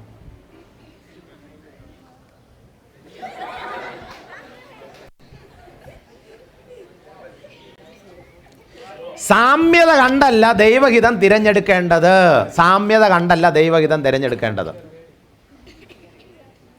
അപ്പൊ ഇവിടെ നമ്മൾ അങ്ങനെ എങ്ങാനും ആദം കല്യാണം കഴിച്ചിരുന്നെങ്കിൽ നമ്മുടെ സ്കൂളുകളിലെ സ്ഥിതി എന്തായന്? ഇന്ന് ഇതുപോലെ ഇരുന്നേനെ എല്ലാ പാർട്ടികളും. ദൈവത്തിന് സ്തോത്രം, അന്ന് തിരഞ്ഞെടുക്കാത്തതുകൊണ്ട് ദൈവത്തിന് സ്തോത്രം. അപ്പോൾ എപ്പോഴാ ഈ സ്നേഹം പാപമായി തീരുന്നത്? ശ്രദ്ധിച്ചു കേട്ടോണം. ഈ സ്നേഹം പാപമായി തീരുന്നത് വേദപുസ്തകത്തിൽ 1 തിമോത്തിയോസ് 5-2 വാക്യങ്ങൾ 1 തിമോത്തിയോസ് 5-2 വാക്യങ്ങൾ. മൂത്തവനെ ഭത്സിക്കാതെ അപ്പനെ പോലെയും ഇളയവരെ സഹോദരന്മാരെ പോലെയും മൂത്ത സ്ത്രീകളെ അമ്മമാരെ പോലെയും ഇളയ സ്ത്രീകളെ പൂർണ്ണ നിർമ്മതയോടെ സഹോദരികളെ പോലെ പ്രബോധിപ്പിക്കുക. ശ്രദ്ധിച്ചു കേട്ടോണം. 1, മൂത്തവനെ ഭത്സിക്കാതെ അപ്പനെ പോലെയും. എല്ലാ മക്കളോടും പറയുകയാണ്, നിങ്ങളോട് വളരെ നിർമാല്യ ഹൃദയത്തോടെ പറയട്ടെ, നിങ്ങളെക്കാൾ പ്രായം ചെന്ന, നിങ്ങളെക്കാൾ പ്രായമുള്ള ആരെങ്കിലും നിങ്ങൾ കാണുകയാണെങ്കിൽ സ്വന്തം പിതാവിനെ നിങ്ങൾ എങ്ങനെ മനസ്സുകൊണ്ട് ട്രീറ്റ് ചെയ്യും, അതുപോലെ അദ്ദേഹത്തെ ട്രീറ്റ് ചെയ്യാവൂ. അത് സുവിശേഷകന്റെ മകനായിരിക്കാം, മൂപ്പന്റെ മകനായിരിക്കാം, ആര് തന്നെ ആയിരുന്നാലും, പാട്ടുപാടുന്ന ചേട്ടനായിരിക്കാം, അല്ലെങ്കിൽ സഭയിൽ ആക്റ്റീവ് മെമ്പർ ആയിരിക്കാം, അല്ലെങ്കിൽ നിങ്ങൾ ആത്മീയമായിട്ട് നിങ്ങളെ സഹായിക്കുന്ന ആളായിരിക്കാം. പക്ഷേ നിർമാല്യ ഹൃദയത്തോടെ ആ വ്യക്തിയെ നിങ്ങൾ എപ്പോഴും കാണേണ്ടത് സ്വന്തം പിതാവിനെ എങ്ങനെ നിങ്ങൾ ഹൃദയത്തിൽ കാണുമോ അതുപോലെ ആയിരിക്കണം. ബൈബിൾ പറയുന്നതാ. ആൺകുട്ടികളോട് പറയുകയാണ്, ഇളയ സ്ത്രീകളെ പൂർണ്ണ നിർമ്മലതയോടെ, നിങ്ങളെക്കാൾ പ്രായം കുറഞ്ഞ ഏതെങ്കിലും പെൺകുട്ടികളെ നിങ്ങളുടെ കണ്ണിന് മുൻപിൽ വരുമ്പോൾ പൂർണ്ണ നിർമ്മലതയുള്ള ഹൃദയത്തോടെ വേണം അവരെ കാണാൻ. നമ്മൾ ആരെങ്കിലും സ്വന്തം സഹോദരിയെ കയറി പ്രേമിക്കുമോ? അങ്ങനെ ആരെങ്കിലും ഉണ്ടോ ഇവിടെ? ഇല്ലല്ലോ. ഇപ്പം നിങ്ങളുടെ മനസ്സിൽ അടുത്ത ചിന്ത വരും, അപ്പോൾ പിന്നെ ആരെ കല്യാണം കഴിക്കും? എല്ലാ പ്രായമുള്ളവരെയും പപ്പമാരെ പോലെ കാണണം, എല്ലാ ഇളവരെയും. അപ്പോൾ ഇടയ്ക്കൊരു പയ്യൻ പറഞ്ഞു, അപ്പോൾ അങ്കിളെ സെയിം ഏജ് ആണെങ്കിൽ കുഴപ്പമില്ല അല്ലേ? നീ എല്ലാത്തിനും. ഞാൻ പറഞ്ഞു, മോനെ സെയിം ഏജ് ആണെങ്കിൽ ഒരു കുഴപ്പമില്ല. ഭയങ്കര സന്തോഷമാണ്. എന്നിട്ട് ഞാൻ പറഞ്ഞു, കണ്ടീഷനുണ്ട്. എന്താണ് സെയിം ഏജ് എന്ന് പറഞ്ഞാൽ? ഒരേ വർഷം ജനിച്ചിരിക്കണം, ഒരേ മാസം ജനിച്ചിരിക്കണം, ഒരേ ദിവസം തന്നെ ജനിച്ചിരിക്കണം, ഒരേ മണിക്കൂറിൽ തന്നെ ജനിച്ചിരിക്കണം, പോരാ ഒരേ മിനിറ്റിൽ. അങ്ങനെ ഒരാളെ കൊണ്ടുവന്നാൽ കെട്ടിച്ചു തരാമെന്ന് പറഞ്ഞു. അവന് ഈ നമ്മൾ എവിടെയെങ്കിലും എങ്ങനെയെങ്കിലും ഈ ബൈബിൾ, അതായത് ദൈവത്തിൻ്റെ ഹിതം തെറ്റിക്കാൻ എവിടെയാണ് ഇതിനകത്ത് മാർഗമുണ്ടെന്ന് നോക്കി നടക്കുകയാണ്. അപ്പോൾ ഇവിടെ പ്രേമിച്ച് നടക്കുന്നവരെ കുറിച്ച് ബൈബിൾ പറയുന്നത് എന്താണ്? അടുത്ത ഇതിലോട്ട് പോവുകയാണ്. ഇതുവരെ നമ്മൾ ചിന്തിച്ചത് സ്നേഹം എന്ന് പറയുന്ന സാധനം അല്ല പ്രേമം, പ്രേമം വേറെയാണ്. അപ്പോൾ എന്താണ് ഈ പ്രേമം എന്നുള്ളത് ശ്രദ്ധിച്ച് കേട്ടോണം. ബൈബിളിൽ പറഞ്ഞിരിക്കുന്നത്, പ്രേമിച്ച് നടക്കുന്നവർ ഈ 10 കൽപ്പനയിൽ മൊത്തം എത്ര കൽപ്പനയുണ്ട്? ആലോചിച്ച് പറഞ്ഞാൽ നാളെ ഉച്ച വരെ ഉണ്ട് ക്യാമ്പ്. മോളെ, how many commandments in the Bible? ബൈബിളിൽ എത്ര കൽപ്പനയുണ്ട്? 10 ഉള്ളൂ. എത്ര? 2? 10? 10 ഉള്ള? ബൈബിൾ ആയിരക്കണക്കിന് കൽപ്പനയുണ്ട്. മോശ തന്ന 10 കൽപ്പനകളാണ് അല്ലേ? മോശ തന്ന 10 കൽപ്പന. ശ്രദ്ധിച്ച് കേട്ടോണം. ഒരാൾ പ്രേമിച്ച് നടക്കുമ്പോൾ ഈ 10 കൽപ്പനയെ എങ്ങനെ ഇത് ബാധിക്കുമെന്ന് പറയാൻ പോവാണ്. ഒന്നാമത്തെ കൽപ്പന എന്താണ്? ഒന്നാമത്തെ കൽപ്പന പുറപ്പാട് പുസ്തകം 20:1 മുതലുള്ള വാക്യങ്ങൾ കാണുന്നത്. ഒന്നാമത്തെ കൽപ്പന, ഞാനല്ലാതെ അന്യദൈവങ്ങൾ നിനക്കുണ്ടാകരുത്. പ്രേമിച്ച് നടക്കുന്നവരെന്ന് ഓർത്തോണം, നിങ്ങൾ പ്രേമിക്കുമ്പോൾ നിങ്ങൾ ദൈവത്തെക്കാൾ പ്രാധാന്യമാണ് നിങ്ങൾ പ്രേമിക്കുന്ന ആൾക്ക് കൊടുക്കുന്നത്. മാതാപിതാക്കന്മാർ പറയണം, മോളെ ഇത് ശരിയല്ല, നീ ദൈവത്തെ ഉണ്മയെ സ്നേഹിച്ചിട്ട് ഇത് വിടാൻ പറഞ്ഞാൽ ഉടനെ എന്ത് പറയും? ദൈവം വേണോ ഇവൻ വേണോ? ദൈവം വേണോ ഇവള് വേണോ? ബാക്കി പറ. ദൈവം ഇല്ലെങ്കിലും കുഴപ്പമില്ല, ഇവനില്ലാതെ എനിക്ക് ജീവിക്കാൻ പറ്റത്തില്ല. ദൈവം ഇല്ല എന്ന് പറഞ്ഞ അർത്ഥം എന്താണ്? ദൈവത്തെക്കാൾ അമിത സ്ഥാനം അയാൾ കൊടുത്തു. ഒന്നാം കൽപ്പന ലംഘിച്ചു. രണ്ടാം കൽപ്പന എന്താണ്? ഒരു വിഗ്രഹവും നിനക്കുണ്ടാകരുത്. ഈ കൗൺസിലിങ്ങിന് വരുന്നൊരു സാധാരണ പറയാറുള്ള ഒരു കാര്യം, അങ്കിളെ ബുക്ക് തുറക്കുമ്പോൾ അവൻ്റെ ഫോട്ടോ, അവൻ്റെ ചിത്രം, പിന്നെ കണ്ണടയ്ക്കുമ്പോൾ അവളുടെ ചിത്രം. ഇടയ്ക്കൊരു പെൺകുട്ടി എന്ന് പറഞ്ഞു, അങ്കിളെ എനിക്ക് മെൻ്റലി അല്പം പ്രശ്നമായിപ്പോയി മോൾക്ക്. അങ്കിളെ എനിക്ക് എപ്പോഴും അവനെക്കുറിച്ചുള്ള ചിന്തയുള്ളൂ, എപ്പോൾ നോക്കിയാലും അവൻ്റെ ചിത്രം മാത്രം വരുന്നു, ഏത് ടെക്സ്റ്റ് ബുക്ക് തുറന്നാലും അവൻ്റെ ചിത്രം വരുന്നു. ഞാൻ ചോദിച്ചു, ഏത് ടെക്സ്റ്റ് ബുക്കാണ് കൂടുതൽ തുറക്കുന്നത്? അത് ബയോളജിയാണ്. ഞാൻ ചോദിച്ചു, ബയോളജിയിൽ ഏത് കാണുമ്പോഴാണ് അവൻ്റെ ചിത്രം വരുന്നത്? അത് മറ്റേ സ്കെൽറ്റൻ്റെ ചിത്രം, ഈ മറ്റേ അത് കാണുമ്പോൾ അവനെ ഓർമ്മ വരും.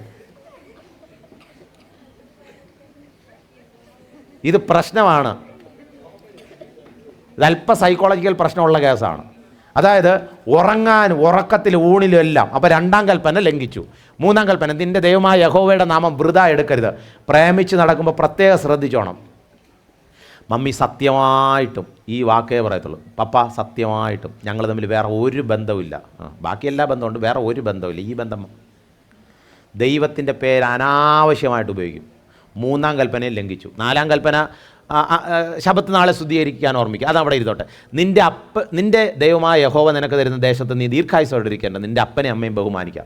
പ്രേമം ജീവിതത്തിൽ വന്നു കഴിഞ്ഞാൽ നമ്മൾ ആദ്യം വെറുക്കാൻ തുടങ്ങുന്ന ആരെയെന്നറിയാമോ? സ്വന്തം അച്ഛനും അമ്മയാണ്. ഏതെങ്കിലും അച്ഛനും അമ്മയും എന്ന് പറയണം, മോളെ പ്രേമം ശരിയല്ല. ഉടനെ ബഹുമാനത്തോടെ, മാതാശ്രീ അങ്ങയുടെ വാക്ക് ഞാൻ അനുസരിച്ച് ഇന്ന് ഞാൻ ഈ പ്രേമം ഉപേക്ഷിക്കുന്നു. പറയോ പിതാവേ അങ്ങേക്ക് നന്ദി, അങ്ങ് ദൈവത്തിൻ്റെ കൽപ്പന പ്രമാണിച്ച് എന്നെ സഹായിക്കാമെന്നല്ലോ, ഞാനിന്ന് രക്ഷപ്പെട്ടു. ഏതെങ്കിലും പിള്ളേർ പറയോ? ആദ്യം പറയുന്നത്, നിങ്ങൾ ആരെൻ്റെ കാര്യത്തിൽ തലയുടെ, എനിക്കറിയാം എൻ്റെ കാര്യം നോക്കാൻ, ആണോ അല്ലയോ? ഈ പ്രേമം തലയ്ക്ക് കയറിയുണ്ടല്ലോ, സ്വന്തം അച്ഛനും അമ്മയും വെറുക്കും. നിങ്ങളെ നൊന്ത് പ്രസവിച്ച് നിങ്ങളുടെ ഭാവിക്ക് വേണ്ടി സ്വർഗത്തിലെ ദൈവം തന്നിരിക്കുന്ന പരിശീലകരായ സ്വന്തം മാതാപിതാക്കന്മാരെ വെറുക്കാൻ തുടങ്ങും. മാതാപിതാക്കന്മാരിൽ നിന്ന് മകലും. പ്രേമിച്ച് കിടക്കുന്ന ആരെങ്കിലും ഇത് കേൾക്കുന്നുണ്ടെങ്കിൽ ഓർത്തോണം, തീർച്ചയായിട്ടും നിങ്ങൾ ദൈവത്തിൻ്റെ ഹിതത്തിന് പുറത്ത് സഞ്ചരിച്ചു കൊണ്ടിരിക്കുകയാണ്. അടുത്ത കൽപ്പന, കൊല ചെയ്യരുത്. പ്രേമത്തിൽ കൊലയുണ്ടോ? കൊലപാതകമുണ്ടോ? ഉണ്ട്. സഹോദരനോട് കോപിച്ചാൽ കൊലപാതകമാണ്. സ്വന്തം അച്ഛനും അമ്മയോടും കോപിക്കും, ദേഷ്യം കാണിക്കും, അവന് വേണ്ടി അവക്ക് വേണ്ടി. കഴിഞ്ഞ ദിവസം ഇന്ത്യയിൽ തന്നെ ഒരു സ്ഥലത്ത് റെക്കോർഡ് ചെയ്യുന്നതുകൊണ്ടാണ് ഞാൻ പേര് പറയാൻ പാടില്ലെന്നാണ് ഞങ്ങളുടെ പ്രോട്ടോക്കോൾ അനുസരിച്ച്. അപ്പോൾ ഒരു സ്ഥലത്ത് പോയപ്പോൾ അവിടെ ഒരു മോള്, ശ്രദ്ധിച്ച് കേട്ടോണം മക്കളെ, ശ്രദ്ധിച്ച് കേട്ടോണം, മനസ്സിൻ്റെ വേദന ഉള്ളതുകൊണ്ട് പറയാം. 20 വയസ്സായ ഒരു പെൺകുട്ടി എൻ്റെ അടുത്ത് വന്നു. 20 വയസ്സായ ഒരു പെൺകുട്ടി വന്നിട്ട് പറയാം, അങ്കിളെ എനിക്ക് കല്യാണം കഴിക്കാൻ ആഗ്രഹമുണ്ട്, അങ്കിൾ അതിൻ്റെ ഒരു പ്രതിവിധി പറഞ്ഞു തരണം. ഞാൻ പറഞ്ഞു, ഇതുപോലെ ഒരു ക്ലാസ് ആയിരുന്നു. ക്ലാസ് കഴിഞ്ഞപ്പോഴേ പറഞ്ഞു, അങ്കിളുടെ ക്ലാസ് കരഞ്ഞുണ്ടാവുമെന്ന് പറഞ്ഞു, എനിക്ക് കല്യാണം കഴിക്കണം അങ്കിളെ. ഞാൻ ചോദിച്ചു, എന്ത് പറ്റി മോളെ, എന്താണ് മോൾ കരഞ്ഞുകൊണ്ട് ഇത് പറയുന്നത്? അപ്പോൾ ഇവൾ പറയുക, എൻ്റെ 18ാമത്തെ വയസ്സിൽ ഞാൻ വീട്ടിൽ നിന്ന് പഠിക്കാനെന്ന് പറഞ്ഞ് ഇവിടെ വന്നപ്പോൾ ഒരു പയ്യനുമായിട്ട് പരിചയപ്പെട്ടു, അവനെ ഞാൻ കല്യാണം കഴിക്കാൻ പോകുന്നെന്ന് പറഞ്ഞു. 18 വയസ്സിൽ കല്യാണം കഴിക്കാൻ തീരുമാനിച്ചപ്പോൾ സ്വന്തം അച്ഛനും അമ്മയും വീട്ടിൽ വന്ന്, അതായത് മലയാളിയായ അമ്മ അച്ഛനും വീട്ടിൽ വന്ന്, ഇവൾ താമസിക്കുന്ന ഹോസ്റ്റലിൽ വന്ന് ഇവളുടെ കാലിൽ പിടിച്ച്, ഈ മോള് പറയാ, എൻ്റെ കാലിൽ പിടിച്ച് കരഞ്ഞു സാറേ. എന്നിട്ട് ഞാൻ എൻ്റെ അമ്മയുടെ വാക്ക് കേൾക്കാതെ ഞാൻ അവനെ കല്യാണം കഴിച്ചു. 19ാമത്തെ വയസ്സായപ്പോൾ, എനിക്ക് 19ാമത്തെ 1 വർഷം കഴിഞ്ഞപ്പോൾ ഞാൻ അറിയുന്നു അവന് വേറൊരു ഭാര്യയുണ്ടെന്ന്. അപ്പോഴത്തേക്ക് ഇവൾ ഗർഭിണിയായി. അവൻ്റെ കണ്ടീഷൻ ഇതാണ്, നീ ഈ കുഞ്ഞിനെ പ്രസവിക്കണം, നീ മതം മാറണം. എനിക്കിത് വേണ്ടാന്ന് പറഞ്ഞിട്ട് ഈ പെൺകുട്ടി ആ മകനെ പ്രസവിച്ചു. എന്നിട്ട് 20 വയസ്സിൽ കരഞ്ഞുകൊണ്ട് എൻ്റെ അടുത്ത് വന്ന് പറയാ, അങ്കിളെ എനിക്കിനി കല്യാണം കഴിക്കാൻ പറ്റുമോ ഇല്ലയോ, വചനപ്രകാരം ഞാൻ എന്ത് ചെയ്യണം? സ്വന്തം മാതാപിതാക്കന്മാർക്ക് മനസ്സിൽ തീയാണ്. കൗമാരക്കാരെ നമ്മൾ വിചാരിക്കുന്നത് അച്ഛനും അമ്മയൊക്കെ സന്തോഷിച്ചിരിക്കുകയാണ്. നല്ല, പണ്ടൊക്കെയാണ് മാതാപിതാക്കന്മാർ 10ാം ക്ലാസ് കഴിഞ്ഞാൽ കുട്ടികളെക്കുറിച്ച് സന്തോഷിക്കുന്നത്. പക്ഷേ ഇന്ന് ഓരോ കുട്ടികളും, നിങ്ങൾ +1ലും +2ലും പോകുമ്പോൾ, നിങ്ങൾ ഫസ്റ്റ് ഇയറിലും സെക്കൻഡ് ഇയറിലും തേർഡ് ഇയറിലും കോളേജുകളിൽ പോകുമ്പോൾ നിങ്ങളുടെ മാതാപിതാക്കന്മാരുടെ ഉള്ളിൽ തീയാണ്. നിങ്ങൾ എന്ത് തീരുമാനമെടുക്കാൻ പോകുന്നെന്ന് പോലും അവർക്ക് പ്രവചിക്കാൻ പറ്റാത്ത രീതിയിലാണ് ഇന്നത്തെ കുട്ടികളുടെ ബിഹേവിയർ. അവിടെയാണ് സ്വന്തം മാതാപിതാക്കന്മാരുടെ കണ്ണുനീര് ഈ ഭൂമിയിൽ വീഴ്ത്തിയിട്ട് നിങ്ങൾ സ്വസ്ഥതയോടെ ജീവിക്കുമെന്ന സ്വപ്നത്തിൽ വിചാരിക്കരുത്. You never ever imagine that you can be peacefully live in this world. നമ്മൾ പലപ്പോഴും ചിന്തിക്കുന്ന എന്താണ്, എനിക്ക് നല്ല ബുദ്ധിയുണ്ട്, എനിക്ക് നല്ല കഴിവുണ്ട്, എനിക്ക് നല്ല പഠിത്തമുണ്ട്, ഞാൻ IT ഫീൽഡിലാണ്, ഇതിലാണ്, ഞാൻ ഇഷ്ടമുള്ള ആളെ കല്യാണം കഴിച്ച് എവിടെയെങ്കിലും പോയി സന്തോഷത്തോടെ ജീവിക്കും. ശുദ്ധ അബദ്ധമാണ്. 10 കൽപ്പനകളിലെ വാഗ്ദത്തത്തോടു കൂടിയ ഒരു കൽപ്പനയുണ്ട്. എന്താണ്? നിനക്ക് ദീർഘായുസ് ഉണ്ടാകുവാനും നീ നന്മയോടിരിക്കുവാനും നിന്റെ മാതാപിതാക്കന്മാരെ ബഹുമാനിക്കുക. ജീവിച്ചിരിക്കുന്ന മാതാപിതാക്കന്മാരുടെ കണ്ണുനീര് ഭൂമിയിൽ വീഴ്ത്തിയിട്ട് ആരെങ്കിലും ഈ ഭൂമിയിൽ സന്തോഷത്തോടെ ജീവിച്ചിട്ടുണ്ടോ എന്ന് നിങ്ങളൊന്ന് പരിശോധിച്ച് നോക്ക്. പ്രത്യേകിച്ച് പ്രേമിച്ച് കല്യാണം കഴിച്ച കേസുകൾ ഞാൻ ഉറപ്പിച്ച് പറയാണ്. മക്കളെ, നിങ്ങൾക്കറിയത്തില്ല നിങ്ങളുടെ മാതാപിതാക്കന്മാർ കടന്നു പോകുന്ന പെയിൻ എന്താണെന്ന്. സഭയിലെ വളരെ വളരെ ഭക്തിയോടെ സഭാ ശുശ്രൂഷകൾ ചെയ്യുന്ന ഒരു പിതാവായിരിക്കാം അദ്ദേഹം. അങ്ങനെ ഇരിക്കുമ്പോഴാണ് ഈ മകൾ അല്ലെങ്കിൽ ഈ മകൻ ദൈവഹിതപ്രകാരം അല്ലാതെ വഴിയിലോട്ട് പോയിട്ട് സ്വന്തം പിതാവിന്റെ ശുശ്രൂഷകൾക്ക് പോലും തടങ്കൽ വെച്ച മകൻ. എത്ര സഹോദരന്മാരെന്നറിയാമോ ശുശ്രൂഷ വേണ്ട എന്ന് വെച്ച് വീട്ടിലിരിക്കുന്ന? കാരണം എന്തേ? സ്വന്തം മക്കളെ നിങ്ങളെ പെറ്റ് വളർത്തി 4 വരെയും വളർത്തി വലുതാക്കിയിട്ട് കൊടുക്കുന്ന സമ്മാനം എന്തെന്നറിയാമോ? നമ്മൾ അവർക്ക് കൊടുക്കുന്ന സമ്മാനം കണ്ണുനീര് ജീവിതകാലം മുഴുവൻ. ചെയ്യരുത്. പ്രേമിച്ച് വിവാഹം കഴിക്കാൻ ശ്രമിക്കരുത്. അടുത്തത്, വ്യഭിചാരം ചെയ്യരുത്. ഞാൻ അതിലോട്ട് വരുന്നുണ്ട്. ആ വാക്ക് ഞാൻ എടുത്തു പറയാനായിട്ട് ശ്രമിക്കുന്നുണ്ട്. ഞാൻ അതിലോട്ട് വരുന്നുണ്ട്. മോഷ്ടിക്കരുത്. മോഷണമുണ്ടോ? പ്രേമത്തിനകത്ത് മോഷണമുണ്ടോ ഇല്ലയോ? ഉണ്ട്. മറ്റൊരാൾക്ക് വേണ്ടി നിങ്ങളെ മാറ്റി വച്ചിരിക്കുമ്പോൾ നിങ്ങൾ ആ ആൾക്ക് കൊടുക്കേണ്ട ആളെ നിങ്ങൾ പിന്നാലെ നടന്ന് പ്രേമിച്ച് കല്യാണം കഴിക്കുകയാണ്. അയാൾക്കുള്ളത് നിങ്ങൾ അവകാശപ്പെടുത്തുകയാണ്. തീർന്നില്ല. കൂട്ടുകാരൻ്റെ നേരെ കള്ളസാക്ഷ്യം പറയരുത്. കള്ളമേ പറയത്തുള്ളൂ. എന്താ മോളെ ഇന്ന് താമസിച്ചത്? അത് എനിക്ക് സ്പെഷ്യൽ ക്ലാസ് ഉണ്ടായിരുന്നു. എന്താണ് നീ താമസിച്ചത്? അതെനിക്ക് പിന്നെ ഗ്രൂപ്പ് സ്റ്റഡി ഉണ്ടായിരുന്നു. രാത്രി ഫോൺ ചെയ്യുമ്പോൾ വിളിച്ചു ചോദിച്ചാൽ ചിലപ്പോൾ പാരൻസ് ഒന്നും റൂമിൽ തട്ടി ചോദിക്കും, ആരോട് ഫോൺ ചെയ്യുന്നു, എന്താണ്? ഉടനെ നമ്മൾ വേറെ എന്തെങ്കിലും കള്ളം പറയും. കള്ളം കൊണ്ട് നിറയും ഈ സംഭവത്തിൽ, ഈ പാപത്തിൽ. കൂട്ടുകാരൻ്റെ ഭവനത്തെ മോഹിക്കരുത്, കൂട്ടുകാരൻ്റെ ഭാര്യയെ മോഹിക്കരുത്, അവൻ്റെ ദാസനെ ദാസിയെ, അവൻ്റെ കാളയും കഴുതകളൊന്നും മോഹിക്കരുത്, കൂട്ടുകാരനുള്ള യാതൊന്നും മോഹിക്കരുത്. യാതൊന്നിനുമകത്ത് ഈ സാധനം വരും, മോഹം. 10 കൽപ്പനകളിൽ 9 കൽപ്പനകളും തെറ്റിക്കുന്ന ഏക പാപം എന്നുള്ള ഈ പ്രേമമാണ്. അതായത് ഒരു തെറ്റ് ചെയ്തിട്ട് 9 കൽപ്പന ഒരേ സമയം ലംഘിക്കപ്പെട്ടാൽ ദൈവം വെറുതെ വിടുമെന്ന് ചിന്തിക്കുന്നുണ്ടോ? ബൈബിളിലെ മറ്റൊരു വാക്യം, എന്നെ ഏറ്റവും കൂടുതൽ ഭയപ്പെടുത്തിയിട്ടുള്ള ഒരു വാക്യം, മത്തായി എഴുതിയ സുവിശേഷം 5:22-28. ഞാനോ നിങ്ങളോട് പറയേണ്ടത്, സ്ത്രീയെ മോഹിക്കേണ്ടതിന് അവളെ നോക്കുന്നവൻ. ബാക്കി പറഞ്ഞേ. നോക്കുന്നവനെല്ലാം ഹൃദയം കൊണ്ട് അവളോട് വ്യഭിചാരം ചെയ്തു പോയി. അപ്പോൾ സ്ത്രീയെ മോഹിക്കേണ്ടതിന്, അവളെ സ്വന്തമാക്കേണ്ടതിന്, അവനെ സ്വന്തമാക്കേണ്ടതിന്, അവൾ എനിക്ക് വേണമെന്ന് പറഞ്ഞ് ഹൃദയത്തിൽ ചിന്തിക്കുന്നതിന് വിശുദ്ധ വേദപുസ്തകം പറയുന്നത് പ്രേമം സമം വ്യഭിചാരമാണ്. മദ്യപിക്കുന്നവരെ നമ്മൾ കർത്തൃമേശ പങ്കെടുപ്പിക്കുമോ? MDMA ഉപയോഗിക്കുന്നവനെ കർത്തൃമേശ പങ്കെടുപ്പിക്കുമോ? വ്യഭിചരിക്കുന്ന ആരെങ്കിലും കർത്തൃമേശ പങ്കെടുപ്പിക്കുമോ? പ്രേമിക്കുന്നവരെയോ? എവിടെ? വളരെ ഗൗരവമായ പാപമാണ് ഇത്. വ്യഭിചാരമായിട്ടാണ് ദൈവം കണക്കാക്കുന്നത്. ദൈവം വിവാഹ ജീവിതത്തിലൂടെ തന്നിരിക്കുന്ന അനുഗ്രഹിക്കപ്പെട്ട സ്വാതന്ത്ര്യത്തെ വിവാഹ ജീവിതത്തിന് പുറത്ത് വെച്ച് ആസ്വദിക്കുന്നത് പാപമാണ്. അത്ര ഗൗരവമാണ് ഈ പാപം. പക്ഷേ നമ്മുടെ ഇടയിൽ ഏറ്റവും സിമ്പിളായി കണ്ടിട്ട് അനേക കൗമാര യൗവനക്കാർ തങ്ങൾക്ക് ബോധിച്ചതുപോലെ ജീവിക്കുന്ന ഒരു കാലഘട്ടത്തിൽ എത്തി നിൽക്കുന്നു. നമ്മുടെ തീമിലോട്ട് നമ്മൾ മടങ്ങി വരികയാണ്. ഉറച്ചു നിൽക്കുക. സ്വർഗത്തിലെ ദൈവം തരുന്നത് എനിക്ക് മതിയെന്ന് പറഞ്ഞ് ഉറച്ചു നിൽക്കുക. ദൈവം നിങ്ങൾക്ക് തക്കതായ തുണയെ തരും, യാതൊരു സംശയമില്ല. അപ്പോൾ പ്രേമിച്ച് നടക്കുന്നവർ വ്യഭിചാരം ചെയ്ത് ജീവിക്കുന്നു എന്നാണ് ഈ പറഞ്ഞു വരുന്നത് എൻ്റെ ആശയം. ദൈവം അത്രയും ഗൗരവമായി കാണുന്നെങ്കിൽ മനുഷ്യൻ ചെയ്യുന്ന ഏത് നിസാര പ്രവർത്തികൾക്കും സ്വർഗത്തിലെ ദൈവം നമ്മോട് കണക്ക് ചോദിക്കുന്ന ഒരു ദിവസമുണ്ട്. അതുകൊണ്ട് മക്കളെ, നിങ്ങളുടെ ഈ പ്രായത്തിൽ ഒരിക്കലും ഇത്തരം പാപങ്ങളിലോട്ട് പോയി വീഴാതിരിക്കാനാണ് വളരെ ശക്തമായ രീതിയിൽ ഈ കാര്യം പറയുന്നത്. നമ്മളിതിലോട്ട് പോയി വീണാൽ ഉറപ്പാണ് തിരിച്ച് മടങ്ങി വരാനുള്ള സാധ്യത വളരെ കുറവാണ്. ഈ പലരും പറയാറുള്ളത് അത് ഞാൻ എങ്ങനെയെങ്കിലുമൊക്കെ ജീവിച്ചിട്ട് കുറച്ച് കഴിയുമ്പോൾ ശരിയായിക്കൊള്ളാം. ഈ കുറച്ച് കഴിയുമ്പോഴുള്ള ശരിയായ പരിപാടിയില്ല. കാരണം ഈ പാപത്തിൻ്റെ ഇതെന്നുള്ള ഇത് ആസ്വദിച്ച് തുടങ്ങിയാണ്ടല്ലോ, it's very hard to come back. തിരിച്ചു വരാൻ ഭയങ്കര പാടായിരിക്കും. ഞാൻ എൻ്റെ സന്ദേശത്തിൻ്റെ അവസാന ഭാഗങ്ങളിലോട്ട് എത്തട്ടെ പ്രിയ സഹോദരങ്ങളെ. It's not late. നിങ്ങൾ ആരെങ്കിലും ഇതുപോലുള്ള ഏതെങ്കിലും കാര്യങ്ങളിൽ വീണു പോയിട്ടുണ്ടെങ്കിൽ ബൈബിളിൽ പറയുന്നത് ഒരുവൻ വീണാൽ എഴുന്നേൽക്കയില്ലയോ, ഒരുവൻ വഴിതെറ്റിപ്പോയാൽ മടങ്ങി വരികയില്ലയോ. നിങ്ങളിവിടെ നിന്ന് പോകുന്ന വഴിക്ക് ഒരു പഴത്തിൽ ചവിട്ടി അങ്ങ് വീണു, അടുത്തെന്തോ സംഭവിക്കും? പെട്ടെന്ന് ചാടി എഴുന്നേക്കും, കാണുമല്ലോ. അല്ലാതെ അവിടെ കിടന്നിട്ട് ഇനിയിപ്പോൾ എന്തായാലും 8:30 9:30 വരെ ഇവിടെ കിടന്നിട്ട് പതുക്കെ എഴുന്നേക്കാം. ചിന്തിക്കോ? നിങ്ങളുടെ ഹൃദയത്തിൻ്റെ ഉള്ളിൽ ഞാൻ പ്രേമിക്കുന്നുണ്ട് ആരെയോ, അങ്ങനെയാണെങ്കിൽ ഇത് തെറ്റാണെന്ന് ദൈവാത്മാവ് നിങ്ങളുടെ ഉള്ളിൽ തോന്നിച്ചിട്ടുണ്ടെങ്കിൽ make sure that you have to come back. തിരിച്ചു വരാൻ നിങ്ങൾ ഉടനെ ശ്രമിക്കുക. വിവാഹം എല്ലാവർക്കും മാന്യവും, ബൈബിളിലൊരു വാക്യമാണ്, കിടക്ക നിർമ്മലവുമായിരിക്കട്ടെ.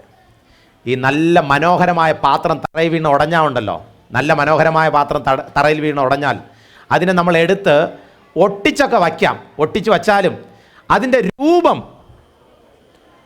ഒരിക്കലും, അതിൻ്റെ ഭംഗി ഒരിക്കലും ഉണ്ടാകത്തില്ല. പഴയ രൂപത്തിലോട്ടൊക്കെ ചിലപ്പോൾ വരും, പക്ഷേ ഉറപ്പാണ് അതിൻ്റെ ഭംഗി ഒരിക്കലും മടങ്ങി വരികയില്ല. ഞാനിങ്ങനെ പറഞ്ഞ് അവസാനിപ്പിക്കട്ടെ. എന്തിനാ ഇത്ര കട്ടിക്കും കനത്തിലൊക്കെ പറഞ്ഞെന്ന് ചോദിച്ചാൽ ഒറ്റ ഉത്തരവേ ഉള്ളൂ. മക്കളെ, നാളെ നിങ്ങളാണ് സഭയുടെ നെടുംതൂണുകളായിട്ട് സാക്ഷ്യം വഹിക്കേണ്ടവർ. സഭയിലെ മൂപ്പന്മാരും സുവിശേഷകന്മാരും ആ ശുശ്രൂഷ വളർന്നു വരേണ്ടവർ നിങ്ങളാണ്. നാളെ നിങ്ങൾ പ്രേമിച്ച് നടന്നാൽ, സഭയുടെ മൂപ്പന്മാരും ശുശ്രൂഷകന്മാരും പ്രേമിച്ച് നടന്നാൽ അടുത്ത തലമുറ എന്തായി തീരുമെന്ന് ഓർത്ത് നോക്കിയാൽ മതി. പക്ഷേ ഇന്ന് നിങ്ങൾ ശ്രദ്ധയോടെ ജീവിച്ചാൽ, ബൈബിളിലൊരു വാക്യമുണ്ട്, 2 ദിനവൃത്താന്തങ്ങൾ 16:12 മുതൽ 13 വരെ. ആസയ്ക്ക് തൻ്റെ വാഴ്ചയുടെ 39-ാം ആണ്ടിൽ കാലിന് ദീനം പിടിച്ചു. കാലിൽ ചെറിയൊരു ദീനം പിടിച്ചു, ചെറിയൊരു ഒരു പുണ്ണ്, ഒരു ചെറിയ മുറിവ്. പക്ഷേ ദീനം അതികഠിനമായിരുന്നു. എന്നാൽ അവൻ തൻ്റെ ദീനത്തിൽ ദൈവത്തെ അല്ല, യഹോവയല്ല, വൈദ്യന്മാരെ അത്ര ആശ്രയിച്ചത്, അന്വേഷിച്ചത്. ആസ തൻ്റെ പിതാക്കന്മാരെ പോലെ നിദ്ര പ്രാപിച്ചു. തൻ്റെ വാഴ്ചയുടെ 41-ാം ആണ്ടിൽ ആസ മരിച്ചു. ഒരു കാലിലെ ഒരു ചെറിയൊരു മുറിവ്, പക്ഷെ വകവച്ചില്ല, ശ്രദ്ധിച്ചില്ല, അത് മൈൻഡ് ചെയ്തില്ല. അത് അദ്ദേഹത്തിൻ്റെ മരണത്തിന് കാരണമായി. ഇതിലേതെങ്കിലും ഒരു വൈദ്യൻ വന്ന് പറയാം, രാജാവേ ഇങ്ങനെ പോയാൽ പറ്റത്തില്ല, ചികിത്സിച്ചേ പറ്റത്തുള്ളൂ എന്നൊന്നും വൈദ്യന്മാർ പറഞ്ഞില്ല. ഇവരെല്ലാം പറഞ്ഞത് ഇപ്പം ശരിയാക്കി തരാം, ഒരു കുഴപ്പമില്ല, ഇപ്പം ശരിയാക്കി തരാം, ലൈറ്റായിട്ട് പറഞ്ഞു.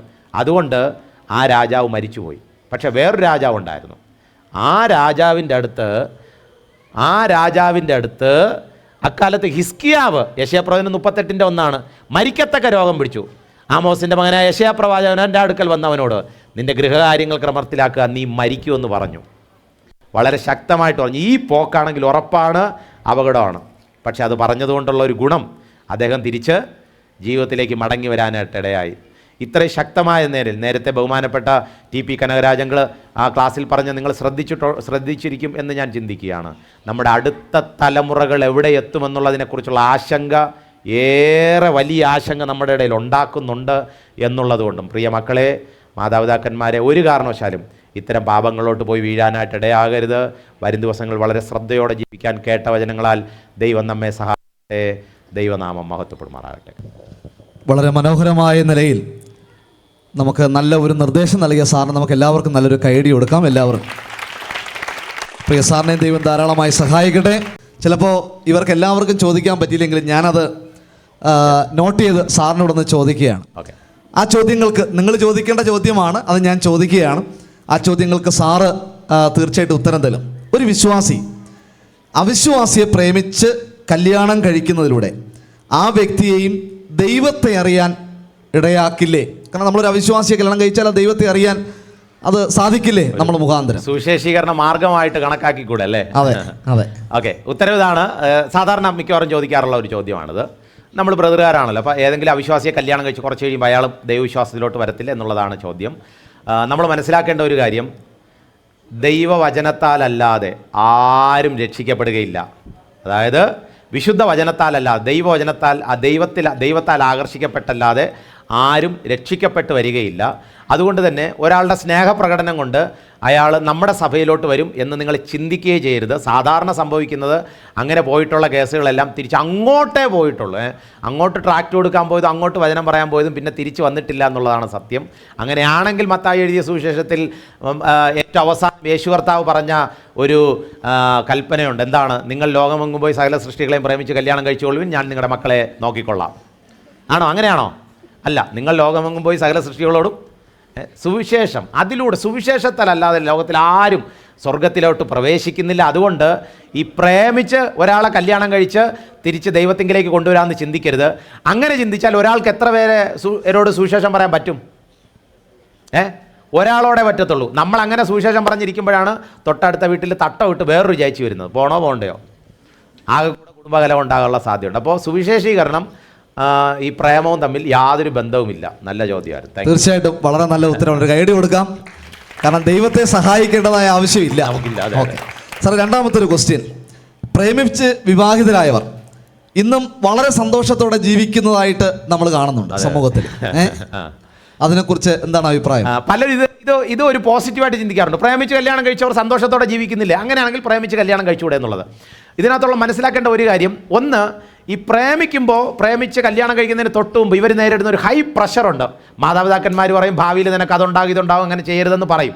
പക്ഷേ ഇവർ കല്യാണം കഴിക്കും. കല്യാണം കഴിച്ചു കഴിഞ്ഞാൽ ഇവർ സമൂഹത്തിൻ്റെ മുൻപിൽ ഞങ്ങൾക്ക് പ്രശ്നമില്ല എന്ന് പറഞ്ഞ് ജീവിച്ചേ പറ്റത്തുള്ളൂ. അതുകൊണ്ട് അവർ അഭിനയിച്ചേ ജീവിക്കാനുള്ള സാധ്യതയുള്ളൂ. ഒന്ന്. രണ്ട്, ചിലപ്പോൾ കല്യാണം കഴിച്ച ചില നാളുകളൊക്കെ കഴിയുമ്പോൾ, ദൈവമേ ഞങ്ങൾക്ക് തെറ്റ് പറ്റിപ്പോയി, ക്ഷമിക്കണമേ, ഇതൊരു തെറ്റായ തീരുമാനമായിരുന്നു എന്ന് പറഞ്ഞ് ദൈവസന്നിധിയിൽ തങ്ങളെ തന്നെ ദൈവത്തോട് ക്ഷമ ചോദിച്ച് അങ്ങനെ ജീവിക്കുന്നവരുണ്ട്. മൂന്നാമത്തെ കാര്യം എന്നുള്ളത്, ചിലപ്പോൾ ഈ ഭൂമിയിൽ ഒരു സ്ട്രഗിളും നേരിടുന്നില്ലായിരിക്കാം. എന്നാൽ സ്വർഗത്തിൽ പോകുമ്പോൾ സ്വർഗത്തിലെ ദൈവത്തിൻ്റെ സർവ്വജ്ഞാനത്താൽ ദൈവം നമുക്ക് വേണ്ടി മാറ്റിവെച്ച ആളെ നമ്മൾ മിസ് ചെയ്തതിൻ്റെ കാരണത്താൽ നമുക്ക് ദൈവസന്നിധിയിൽ പ്രതിഫലം നഷ്ടപ്പെടാനുള്ള സാധ്യതയുണ്ട്. അപ്പോൾ നിങ്ങൾ ചിന്തിക്കും, അപ്പോൾ അങ്ങനെയാണെങ്കിൽ ആരെങ്കിലുമൊക്കെ പ്രേമിച്ച് കല്യാണം കഴിച്ചിട്ട് കുറച്ച് നാൾ കഴിയുമ്പോൾ മാനസാന്തരപ്പെട്ട് ദൈവമേ തെറ്റുപറ്റിപ്പോയെന്നൊക്കെ പറഞ്ഞാൽ സന്തോഷത്തോടെ ജീവിക്കാൻ പറ്റുമോ എന്ന് നിങ്ങൾ ചിന്തിച്ചു പോവും. ഈ ക്ലാസ് കേട്ടാൽ നിങ്ങൾക്ക് ഒരു സാധ്യതയില്ല. കാരണം എന്നറിയാമോ? ഈ ക്ലാസ് 1.5 മണിക്കൂറിൽ നിന്ന് കേട്ടുപോയി. ഈ കേൾക്കാതിരുന്നെങ്കിൽ കുഴപ്പമില്ലായിരുന്നു. അറിയായ്മയുടെ കാലത്തെ പാപങ്ങളെ ദൈവം ക്ഷമിക്കും. ഇതിപ്പോൾ 1.5 മണിക്കൂറിൽ നിന്ന് ക്ലാസ് കേട്ടും പോയി. ഇത് കേട്ടതിന് ശേഷം ഇനി പ്രേമത്തിലോട്ട് പോയി ചാടുകയാണെങ്കിൽ ഡബിൾ അടി ഉറപ്പാണ്. അതുകൊണ്ട് ആ ഒരു അഡ്വാൻറ്റേജ് കൂടെ നഷ്ടപ്പെടാനുള്ള സാധ്യതയുണ്ട്. യെസ്. തീർച്ചയായിട്ടും ഒരു കൈഡി കൊടുക്കാം. അടുത്തൊരു ക്വസ്റ്റ്യൻ. ഒരു വിശ്വാസിയെ പ്രേമിക്കുന്നതിൽ തെറ്റുണ്ടോ? കാരണം അവിശ്വാസിയെ നമ്മൾ പ്രേമിക്കാൻ പാടില്ല സാറ് പറഞ്ഞു. നല്ലൊരു വിശ്വാസിയെ നമുക്ക് എങ്ങനെ സ്നേഹിക്കുന്നതിൽ വല്ല തെറ്റുണ്ടോ? ഈ പ്രേമം എന്ന് പറഞ്ഞതിൻ്റെ ഡെഫിനിഷൻ ഞാൻ പറഞ്ഞു. പ്രേമം എന്ന് പറഞ്ഞാൽ സമം വ്യഭിചാരമാണ്. ഒരു അവിശ്വാസിയെ വ്യഭിചരിക്കുന്നതിൽ തെറ്റുണ്ടോ? ഒരു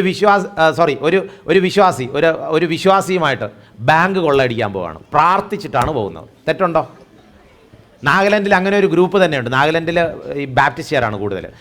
അതിൽ ട്രൈബ്സിൽ ഒരു ഗ്രൂപ്പുകാർ ഈ ആളുകളെ കൊല്ലുക, ഉപദ്രവിക്കുക, അങ്ങനത്തെ ഗ്രൂപ്പാണ്. പക്ഷെ അവർ രാവിലെ എല്ലാ ദിവസവും പ്രാർത്ഥിച്ചിട്ടാണ് പോകുന്നത്.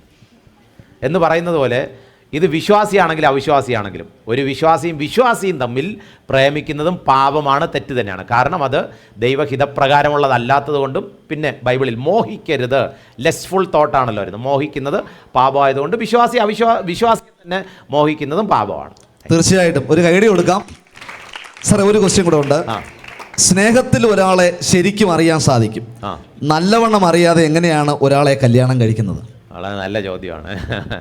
ഈ കാലഘട്ടത്തിൽ ഏറ്റവും കൂടുതൽ കൗമാരക്കാർ ചോദിക്കുന്ന ഒരു ചോദ്യമാണ്. ഒരാളെ കൂടുതൽ അറിഞ്ഞതിന് ശേഷം നമ്മൾ കല്യാണം കഴിക്കുന്ന നല്ലതെന്നാണ് ചോദ്യം. ഇപ്പോൾ ഞാൻ ഒരു കൗൺസിലിംഗ് സൈക്കോളജിസ്റ്റാണ്, സൈക്കോ തെറാപ്പിസ്റ്റാണ്, സ്പെഷ്യൽ എഡ്യൂക്കേറ്ററാണ്. അങ്ങനെ പല രീതികളിൽ ഈ മേഖലയിൽ നല്ലവണ്ണം പരിജ്ഞാനമുള്ള ഒരാളാണ്, സൈക്കോ തെറാപ്പിസ്റ്റുമാണ്.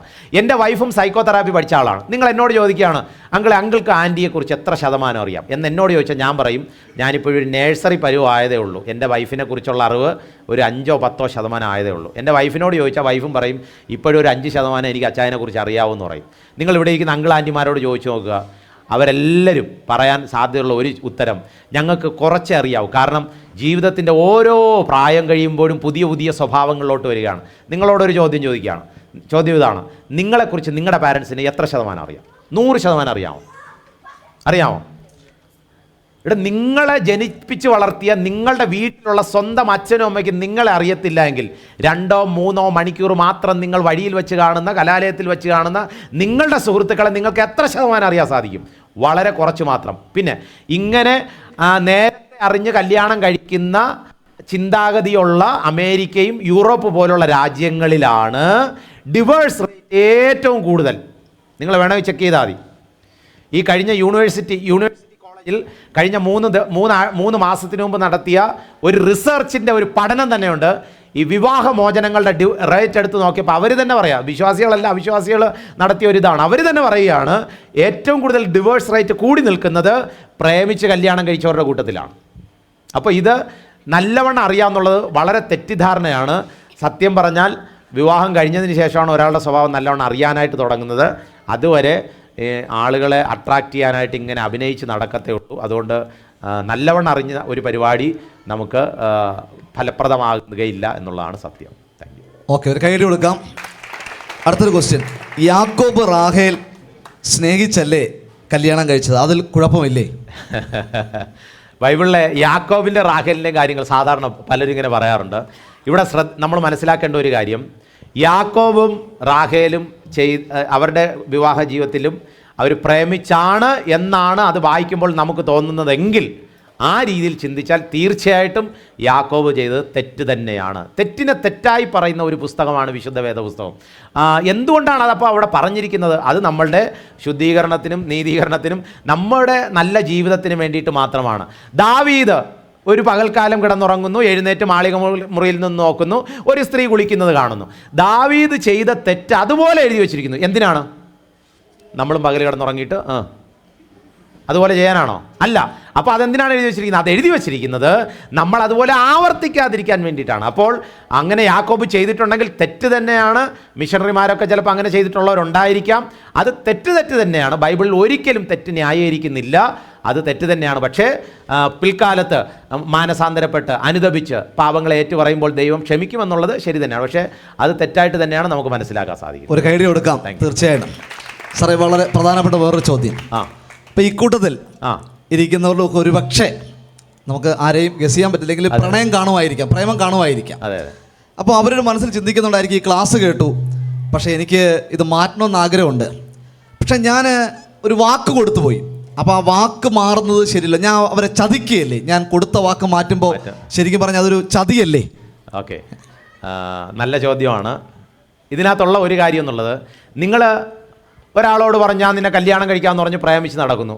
ഈ ക്ലാസ് കേട്ടപ്പോൾ ചിന്തിക്കുകയാണ് ഇനിയിപ്പോൾ വേണ്ട, അപ്പോൾ അയാളെ തേക്കുന്നതിന് തുല്യമല്ലേ, ചതിക്കുന്നതിന് തുല്യമല്ലേ? അതാ ചോദ്യം.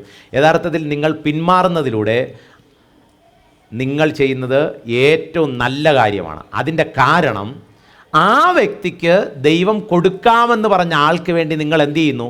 മാറിക്കൊടുക്കുന്നു. ഞാൻ പറഞ്ഞ മനസ്സിലായോ?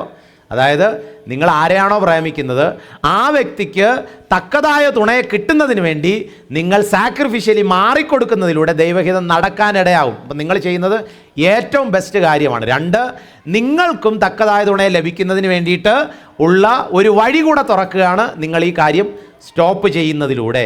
അവിടെ വാക്ക് മാറ്റുകയല്ല ചെയ്യുന്നത്, നിങ്ങൾ ആ വ്യക്തിയെ സഹായിക്കുകയാണ്. നിങ്ങൾ ആ വ്യക്തിയുടെ നല്ല ഭാവിക്ക് വേണ്ടി മാറിക്കൊടുക്കുകയാണ് ചെയ്യുന്നത്. അതുകൊണ്ട് അങ്ങനെ ആരെങ്കിലും ഉണ്ടെങ്കിൽ തീർച്ചയായിട്ടും നിങ്ങൾ എത്രയും പെട്ടെന്ന് നിർത്തുക എന്നുള്ളത് തന്നെയാണ് ഇത് നിങ്ങൾക്ക് ചെയ്യാൻ പറ്റുന്ന നല്ല കാര്യം എന്നുള്ളത്. മാത്രമല്ല അത് വചനത്തോട് കാണിക്കുന്ന, ദൈവത്തോട് കാണിക്കുന്ന സ്നേഹവും നീതിയും കൂടെയാണ്. അതെ, തീർച്ചയായിട്ടും. ഓക്കെ, ഒരു കൈഡി കൊടുക്കാം. അടുത്തൊരു ക്വസ്റ്റ്യൻ സാറേ, പ്രേമം തെറ്റാണെന്ന് മനസ്സിലായി. ഒരുപക്ഷെ ഇവിടെ ഇരിക്കുന്നവർക്ക് ചിലർക്ക് തോന്നാം പ്രേമം തെറ്റാണെന്ന് മനസ്സിലായി, എന്നാൽ അതിൽ നിന്ന് എനിക്ക് മാറണം, ഞാൻ എന്ത് ചെയ്യണം? ചിലപ്പോൾ ഇവരുടെ ഹൃദയത്തിൽ എനിക്ക് എങ്ങനെയെങ്കിലും മാറണം, എങ്ങനെ മാറാം, എന്ത് ചെയ്യണം ആ പ്രേമത്തിൽ നിന്ന് മാറണമെങ്കിൽ? ഒന്നാമത്തെ കാര്യം എന്നുള്ളത്, നമ്മൾ ആരെയാണോ പ്രേമിക്കുന്നത് അയാളെ നേരിട്ട് കണ്ട് ഞാൻ പ്രേമം നിർത്തി എന്ന് പറയരുത്. അങ്ങനെ നിങ്ങൾ പറയാൻ പോയാൽ ബാക്കി സംഭവിക്കുന്നത് എന്താണെന്നറിയാമോ? ഈ കേട്ട പാടെ അയാളിരുന്ന് കരയും. നിങ്ങളുടെ സകല തീരുമാനങ്ങൾ മാറ്റി എങ്കിൽ നമുക്ക് ഇനി ഒന്നുകൂടെ മുന്നോട്ട് പോകാമെന്ന് പറയും. ഒരു കാരണവശാലും അതാണ് ഇമോഷണൽ ബ്ലാക്ക് മെയിലിംഗ് എന്ന് പറയും. അപ്പം നിങ്ങൾ അങ്ങനെ ആരെങ്കിലും പ്രേമിക്കുന്നുണ്ടെങ്കിൽ ചാടിക്കയറി നേരിട്ട് കണ്ട് പറയാൻ നിൽക്കരുത്. ഒറ്റ വാക്കിൽ കാര്യം പറഞ്ഞ് അവസാനിപ്പിക്കുക. പിന്നെ അതിൻ്റെ എക്സ്പ്ലനേഷൻ ഒന്നും പോകരുത്. ഇത്രയും മാത്രം, ഇത് ദൈവഹിതമല്ല എന്ന് എനിക്ക് മനസ്സിലായി, ഞാനൊരു പാപം ചെയ്യുന്നെന്ന് എനിക്ക് മനസ്സിലായി, ഞാനിത് അവസാനിപ്പിക്കുകയാണ്. ഇത് മാത്രം പറയുക. അതോടുകൂടെ ആ ബന്ധം, അതായത് ആ കോൺവെർസേഷൻ ഫുൾ അങ്ങ് നിർത്തുക. 2, ആ വ്യക്തിയെ ഓർമ്മപ്പെടുത്തുന്ന അല്ലെങ്കിൽ ആ വ്യക്തിയിലേക്ക് നമ്മളെ കൊണ്ടുപോകുന്ന റിസോഴ്സുകൾ കട്ട് ചെയ്യുക എന്ന് പറയും. ആ വ്യക്തി നമുക്ക് തന്നിട്ടുള്ള സമ്മാനങ്ങൾ, നമ്മൾ ആ വ്യക്തിയെ ഓർക്കാൻ വച്ചിരിക്കുന്ന എന്തെങ്കിലും സാധനങ്ങൾ, ഇതെല്ലാം നശിപ്പിച്ച് കളയുക. അതൊന്നും നമ്മുടെ കണ്ണിൻ്റെ മുമ്പിൽ പോലും വരാതിരിക്കുക. 2, മൂന്നാമത്തെ കാര്യം എന്നുള്ളത്, നമ്മൾ ആരോടെങ്കിലും അക്കൗണ്ടബിലിറ്റി, നിങ്ങൾക്ക് വിശ്വാസമുള്ള ഏതെങ്കിലും ആൻറ്റിമാരുടെ അടുത്തോ എനിക്കിങ്ങനെ ഒരു പ്രശ്നം ഉണ്ടായിരുന്നു, ഞാനതൊന്ന് മാറി എന്ന് അവരോട് പറയുന്നത് നല്ലതാണ്. കാരണം ആ വ്യക്തിക്ക് ഒരു ഫ്രീഡം കൂടെ കൊടുക്കണം. ഏത് സമയത്തും നിങ്ങളെ വിളിച്ച് ചോദിക്കാനായിട്ട്, മോളെ അങ്ങനെ ഒരു ബന്ധം ഉണ്ടായിരുന്നു, അത് കളഞ്ഞല്ലോ, ഇപ്പം എങ്ങനെയുണ്ട്? അപ്പോൾ അവർക്ക് നമ്മളെ സഹായിക്കാൻ പറ്റും. ഇത് രഹസ്യമായിട്ട് വയ്ക്കുമ്പോൾ ഞാൻ ആരോട് അക്കൗണ്ടബിൾ അല്ല എന്നുള്ള ചിന്തയിൽ നമ്മൾ വീണ്ടും തുടരാനുള്ള സാധ്യതയുണ്ട്. ഈ 3 കാര്യങ്ങളാണ് അടിയന്തരമായിട്ട് ചെയ്യേണ്ടത്. പിന്നെ ശ്രദ്ധിക്കേണ്ട ഒരു കാര്യം, ചിലപ്പം നമ്മളെ ഇങ്ങോട്ട് ബ്ലാക്ക് മെയിൽ ചെയ്യും, ഞാൻ കയറി ചത്തുകളയും, നീ എന്നെ വിട്ട് കളഞ്ഞാൽ എന്നൊക്കെ പറയും. അങ്ങനെ സംഭവിക്കത്തേ ഇല്ല, ഇതുവരെ അങ്ങനെ സംഭവിച്ചിട്ടില്ല. കാരണം എന്നറിയോ, നിങ്ങൾ എടുക്കുന്നത് ദൈവഹിത പ്രകാരമുള്ള തീരുമാനമായതിനാൽ ആ വിഷയവുമായി ബന്ധപ്പെട്ട് മുന്നോട്ട് പോകാൻ ദൈവത്തിൻ്റെ പ്രത്യേക ഹെൽപ്പ് ഉണ്ടായിരിക്കും.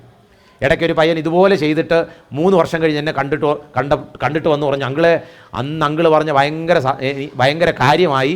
ഞാൻ പോയി ആ പെൺകുട്ടിയോട് പറഞ്ഞു. ആ പെൺകുട്ടി പറഞ്ഞു എങ്കിൽ ഞാൻ കയറി തൂങ്ങിച്ചാവുമെന്ന് പറഞ്ഞു.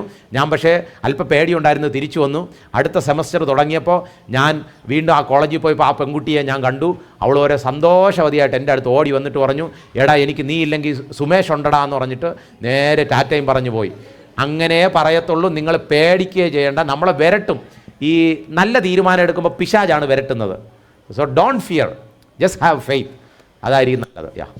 ഓക്കെ, തീർച്ചയായിട്ടും വളരെ സന്തോഷം. ഒരു കൈയടി കൊടുക്കാം സാറിന്.